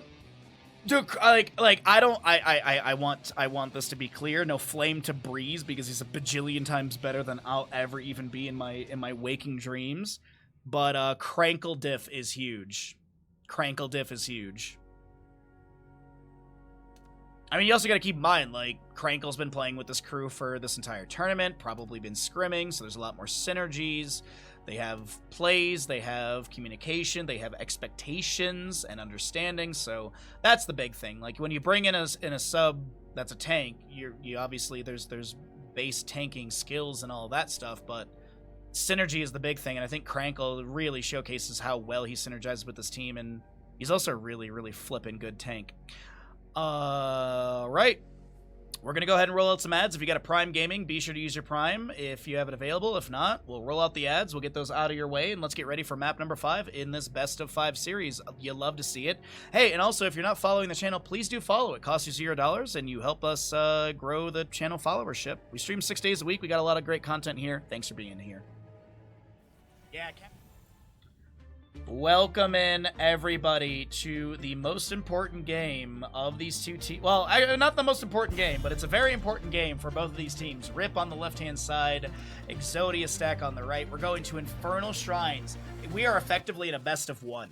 The winner of this goes to the grand finals. Loser, they take 3rd place, and that's the end of their run. Since Krankle has been back, the storyline has been Krankle dominance. In the sense of, this team has absolutely 180'd. We went from Exodia stack bodying and burying the enemy team pretty effectively in maps 1 and 2. Map 2 was a little bit more of a fight back from the side of Rip, but in map 3, that Viking Stitches composition from Rip was just on point. The last map, Krankle's Murden deep diving, harassing the Vikings, putting pressure onto Hazuabs, which I think a lot of teams don't do, not because it's Hazuaz, but because he was playing the Vikings. The Vikings were such a nuisance, and they were just like, you know what, let's just focus on taking down Vikings and harassing onto them instead of fighting team fights, and it really did work out. So here we are, setting up for Infernal Shrines. This will be the map choice of Exodia stack, so the losing side of Exodia stack opted in for map pick priority, giving first pick over to Rip, and they will grab that Junkrat. Now, really quickly, for those listening, maybe you're like cooking something and you're just listening to the draft right now, we have a Chromie Lucio banned away by Rip, and a Exodia stack banned onto Garrosh Maiev. Of course, Hygal is not going to get that Maiev again, probably the rest of the day. I wouldn't be surprised if Rocket Raccoons are watching these games and are like, yep, that last game Maiev was on point. Hygal also had a Alarak that hits, I want to say he hit 190 Sadism. I know he hit 188, which was 2 Sadism away from max, because you could have maxed out at 190 that game, so just wild. Malfurion and Blaze will be grabbed on the right side, so they're going to go back into their Blaze priority with a Malfurion as well. So maybe a Tracer. This is a great Cho'Gall draft. You really think so, Kaimo? Thanks, bud. Junkrat, they could go Stitch's composition again for Infernal Shrines. Are you surprised? Because I'm not. You know what I'd really like to see, though? I'd really love a Tyrande healer. This could be like an Anduin ban. Like, if Anduin gets banned here by Exodius deck, I would expect Tyrande from Rip. But no, it's not true. Like Stitch's Tyrande is just a really good combo, but it's not a guarantee, because you could still go, like, if Anduin doesn't get banned, you can go into him. You could still go Brightwing, because Vakkas had a really good Brightwing play. Yeah, they will get rid of the Anduin. I still think Tyranda's on the table. Huntress Mark with the Lunar Flare to follow up the Stitches hooks. You could still go into Stukov with Lurking Arm. This is Infernal Shrines is a very popular map for him. Alex Straza is also popular in this map with Dragon Queen, but I don't think so. Kerrigan for classic Shrine Shenanigan. Kerrigan is definitely on the table for these teams, I would say. Definitely Kerrigan is on the table. If Exodius deck goes into a secondary healer, they could be leaning into that. We're going to see the Medivh ban, which is just a safe denier of portal safety. Sylvanas is up as well. Sylvanas is a really good point because she sieges really well. Uther could be the healer for Rip. You know what, actually, both of you have really good points. Uther Sylvanas for the side of Rip would be like S-tier draft, in my opinion. You could get Uther, you could get Tyrande, just some sort of follow-up would be really good. A Nubarak will be grabbed, so he spawns Beetles, which could potentially tank some of the hooks. Yeah, like, I don't hate the, like, Sylvanas to be able to use Mind Control out of the Gorge and then post-level 20 with Call of the Dark Lady for the extra, Vision lockdown, I believe it is, right? Doesn't it? Or do you just get cooldown at 20? I forget. I think you increase the duration of the blind and all that. But let's see what we get here. The light abandons finally. Oh, they're going for Alarak again. Okay, so we were good. You know what? Good point on the Uther. Nicely done, chat. I'm proud of you. Proud of you. Pat yourselves on the back. Malfurion, Blaze, and Nubarak and Vala. Their wave clear is a little lacking. I'd like to see a mage with this, with some sort of like CC or slow. Like Jaina could be nice to create some space. Kael'thas Gravity Lapse. We're gonna go for the Stabby Daddy. Okay. This is an interesting one. The gamble is going. This is the final map in this first best of 5 of the day. Winner of this map goes on to the grand finals up next. We still have another amazing series on the way with Rocket Raccoons versus the winner of this one. Let's load on into Infernal Shrines. Get your predictions in. Let's make it a big one.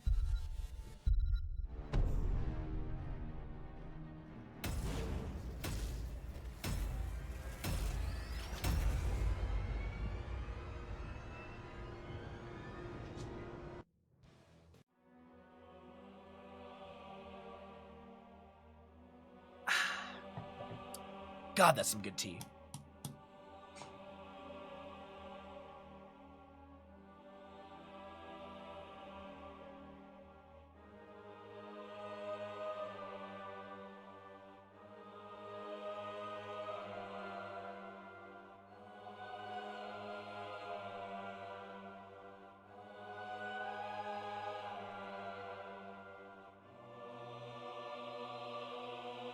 Will it be W build Vala?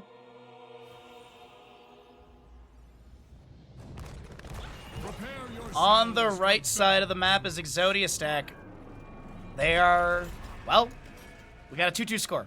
Bad Benny on the Anubarak, Blood on your Blaze, Yasu Malfurion, Hazuubs is going to be the Imperius, and Dino going into Creed of the Hunter as your hyper carry. Left side of the map, looking to do the reverse sweep in the lower bracket final. 10 seconds. Rip. Stitches, Patchwork, no, Hungry for More. We got Wave of Light Uther, Extra Wound Timers. We'll see Extended Lightning for Alarak, so trying to hit that triple heroes between, or in the center of his cast. And of course, Hogger, probably on the prowl. There it is. Junkrat and Hogger head to top lane. A Steel Trap behind the gate. That's an interesting one. Oh, maybe if like Imperius Celestial charges over or something. That's just a weird location though for that Steel Trap Azerite. I don't understand that one. Hook goes out. I thought it found Blaze there. I thought the pixel was in place. Imperius is gonna go stab level 1. We've got your Creed of the Hunter Vala, Adrenaline Stim Pack for Blaze, Emerald Dreams, and Nerubian Armor for Anubarak. We already talked about Alarak's level 1 with the... Oh no, we already talked about the left side tells. Never mind. Frozen Punisher will be the first one of the map. Double soaks have begun. We got a little bit of siege into the fort front gate here from a Nubrak and friends as they do have a Beetle, but that's going to be a telekinesis combo into him. So we'll probably be seeing the Lightning Surge Talent level 4 as well. It's often the case with Haigao. And then Lightning Barrage at level 16. That's a good hook on Davala. Oh, dude, if Dino lost a stack this early on, that would have been treacherous for the side of Exodia stack. But a root for Malfurion creates the space needed. Dino backs off just fine. It's a nice heal from Malfurion. And we'll be seeing Camp on the left grab. Camp on the right was leashed for a second, as there was some potential Celestial Charge into the enemy, but none to be achieved. Hogger bouncing off his loot horde. Junkrat sets up the concussion mine in the bush, and Impaler Camp for mid will be grabbed by both sides. Still a minute 15 until our objective phase will be contestable. So just rotations and looking for level 4 and bolstering the experience up a bit further.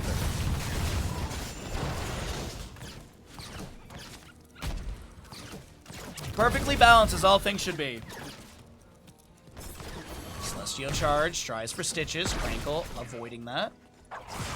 There's that level 4, the negatively charged for Alarak, as we were mentioning. Death Dealer, I'm assuming armor for Imperius. Malfurion will pick up his rejuvenation, so the regrowth, yeah, there's going to be the Sovereign Armor. Hook goes fishing. No Vala found, or Imperius. Celestial Charge misses as well. Alright, just trying to pick up some stackage here. Maybe finish up that level 1. Actually, I think he's just focusing on the wave. Once again, Hogger setting up a bounce. Get a little wave of light from Uther. Right side camp will be started out a little bit later, but I don't think it's that big of a deal right now. It's mostly just grabbing the experience, because our first objective is in top lane, so it'll be cleared out by both sides. Zalarak, God, that... Can we talk really quickly? We mention it here and there. Sound design in Here's a Storm. The lightning surge noise is so satisfying. I don't know about y'all, but it's just... It tickles my eardrums.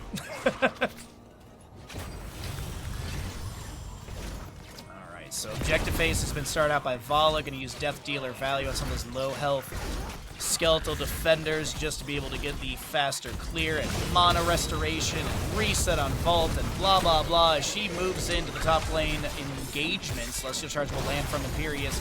Good damage on the Crankle, and First Blood will go over to the side of Exodia stack as they have their own Impaler camp still, or Fallen Shaman camp still pretty healthy. Stitch is the one to go down, so no worry about those potential hooks coming out and pulling people out of position. And a Frozen Punisher first grab with a bit of an initial siege onto the gate is a really good start for Exodia stack. Yeah, exactly, got it, Twinkies. That noise, like, the bass in it and everything, I don't know why. It's just a satisfying audio design. I would argue that Heroes of Storm has the best sound design in any MOBA.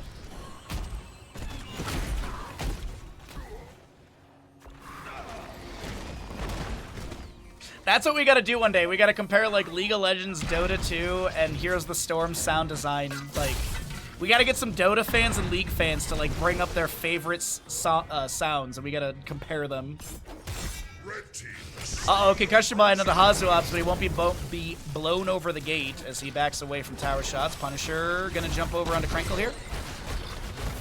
Pull it in further. Nubrak looking to burrow in for more damage. We do have Alarak working on him. Oh, wait, hold on. Looking for a combo onto Dino. The concussion mine zones for a moment. The jump propulsion from Blaze coming in. The bolt from Vala as well. Azurite getting low. The hungering arrow does not hunger for a death as the Punisher jumps onto Stitches. A second kill over to the side of Exodia stack into Crankle. And have they found the Achilles heel of Rip? Does taking down Crankle shut things down? Obviously, yes, because, he's a tank, and then people have to back away, and it's 4v5. That is the obvious part about it, but realistically, it really does feel that there is a hot priority to take down Stitches consistently in this map. In my opinion, it's the best MOBA, but arrived too late to the race. Oh, got it, Twinkies. Yep. I think the vast majority of the Heroes of Storm community will agree on that sentiment.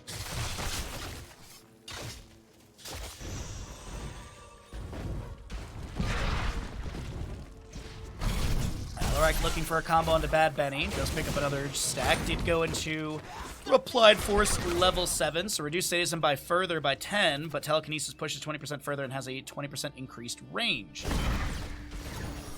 So Alarak will not be able to get any reset or refund on that negative sadism.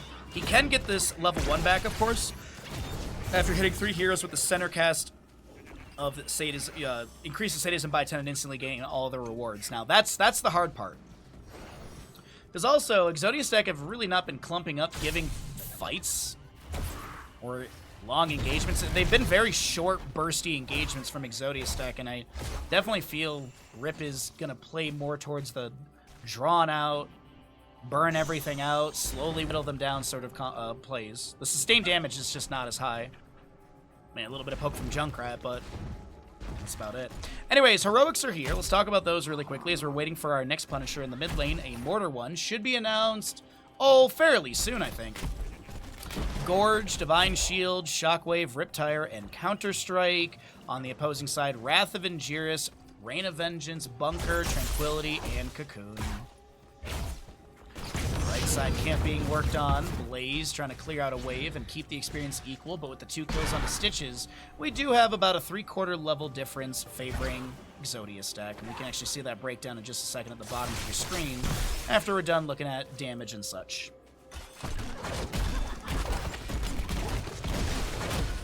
Mercenaries and Heroics are really leading the charge on that. A bit of passive experience as well, since the top lane fort's been taken down. So we'll see how it all works out. Malfurion delaying out top a little bit here. They're waiting for the objective announcement, which I thought it was actually any moment, but it's a little bit... And I think Exodius stack, their timer was kind of on the same as mine. Stitches looks to say, oh my god. Stitches walks up, takes the point, takes a nap, forces out Bunker from Blaze. Wrath of Ingeris mitigated by a Counter-Strike from Alarak, the Shockwave from Hogger into the corridor. We got a Cocoon onto Uther, big root onto a couple enemies. Hogger spins to safety a little bit. Alarak trying to get away to safety. Stitches on the low side of this engagement trying to get out of here as well. Haigao is low. Vala auto attack is gonna be able to take him down. And the objective phase, 10 seconds to go. I can't believe they stole away the camp. That's insane. They lose the Alarak, but Stitches just walked up and got it.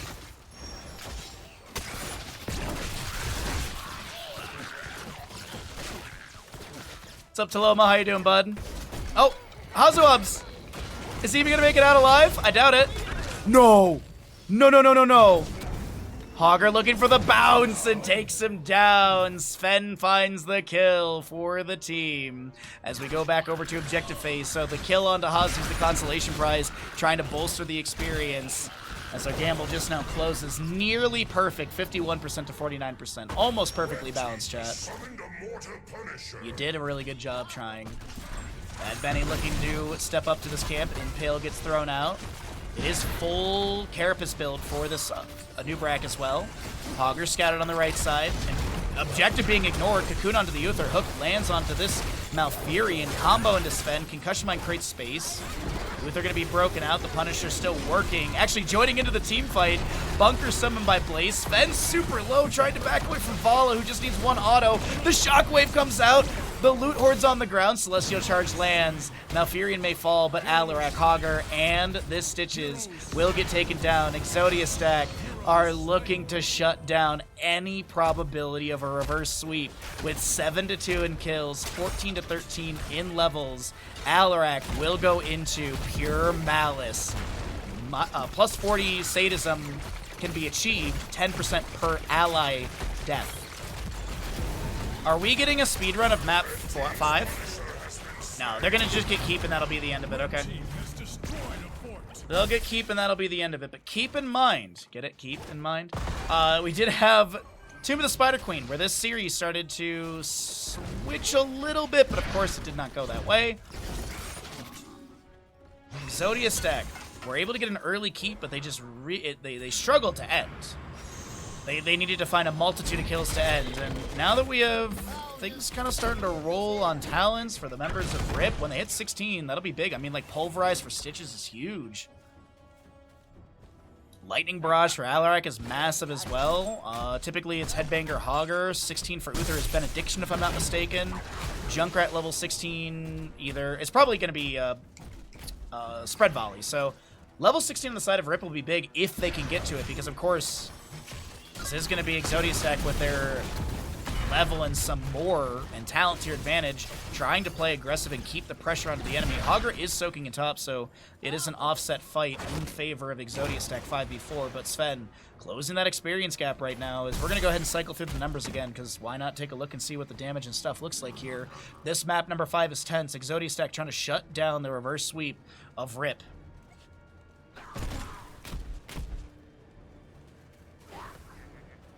Nothing against Exodia stack players by any means, just the reverse sweep is just, it'd be huge in the history of this game, or at least the storyline as we like to call it. Camp over here will be grabbed, but yeah, there's nothing they can do about this without 16. It'd be probably suicide stepping into the Arcane Punisher for the bottom lane. No announcement still, so this will be 16 picked up off the top lane wave. Thanks for the clip, Ash Mantle. That's a good one. Nice title. How to steal camps. Walk up and take them. Alright, well the stats should cycle through at the bottom. We'll see my prediction on level 16s if we get anything unique or different. But Exodia stack, they don't need to really fight right now. They have the experience advantage. Waves will push into them. Anubrak is playing a bit aggressive in top lane, but the enemy team is showing a few in bottom, so Anubrak knows he can do this. Slam from Stitches. It's 4v4 in the bottom lane. Hogger versus Anubrak in top. Let's see. Benediction, Headbanger, Pulverize. We have the Lightning Barrage. It'll be endless nades, actually, for the Junkrat, so no Spread Volley. A 4 or 5 is not bad. That's a passable grade.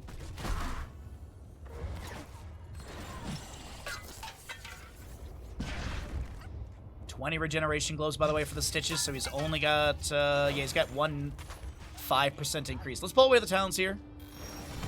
See what we got going on. Hogger still clearing things out at top. Anubrak is not showing, but he's near mid. Rankle left side, set up in the bush. Anubrak may have been seen. Hook goes fishing. There's a steel trap underneath as well. It does have Sticky Wicket level 7. Gotta trap them all level 13 for that extra steel trap availability, but no priority into heroes with big ads. Hogger slaps the camp, lets it leash. 7-21, setting up the square bounce. Looks like it's pretty good for the start here. Hazuab's going in for a potential flank. Lands it into this Junkrat, gets the Divine Shield immediately from Uther. Hazuab's on the left side trying to put pressure onto this Alarak. Tranquility from Malfurion's been activated. Vala picks up a stack on her. Free to the Hunter. 29 of 40 Skeleton Fenders, 30 of Skeleton 4. Oh no! Hogger does go down. And that'll be objective given over to the side of Exodia stack. Rip cannot find a way in this fight. 54 stacks, by the way, for Vala. That was her first Creed of the Hunter, and I think she mostly got that off of Hogger, just bouncing around and just waiting for him to come by. But it has been a rough objective phasing for Rip here. They've also been struggling to find kills. Have Exodia stack shut down the reverse sweep? Have they snapped the broom handles of Rip? Stitches maybe setting up for an angle on a hook here. Just goes straight up for a Anubrak, and Gorgeous him says, you know what? If we can get a kill, that'll be huge. But Uther did just use a stun, has the Benediction. Bad Benny trying to burrow charge away, and will be able to get inside the bunker. Wrath of Angiris from Hazuab's Jet Propulsion to follow that up, and that might be the beginning of the end here on Infernal Shrines. Hogger looks for the Shockwave. Sven gets a staggering blow. The Celestial Charge lands onto Uther as well.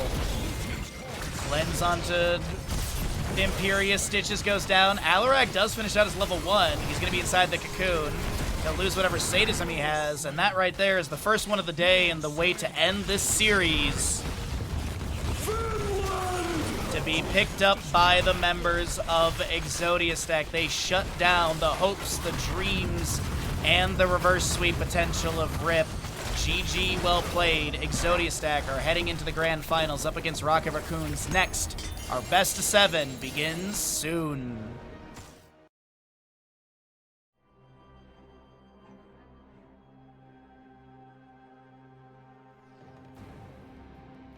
Music? Hello.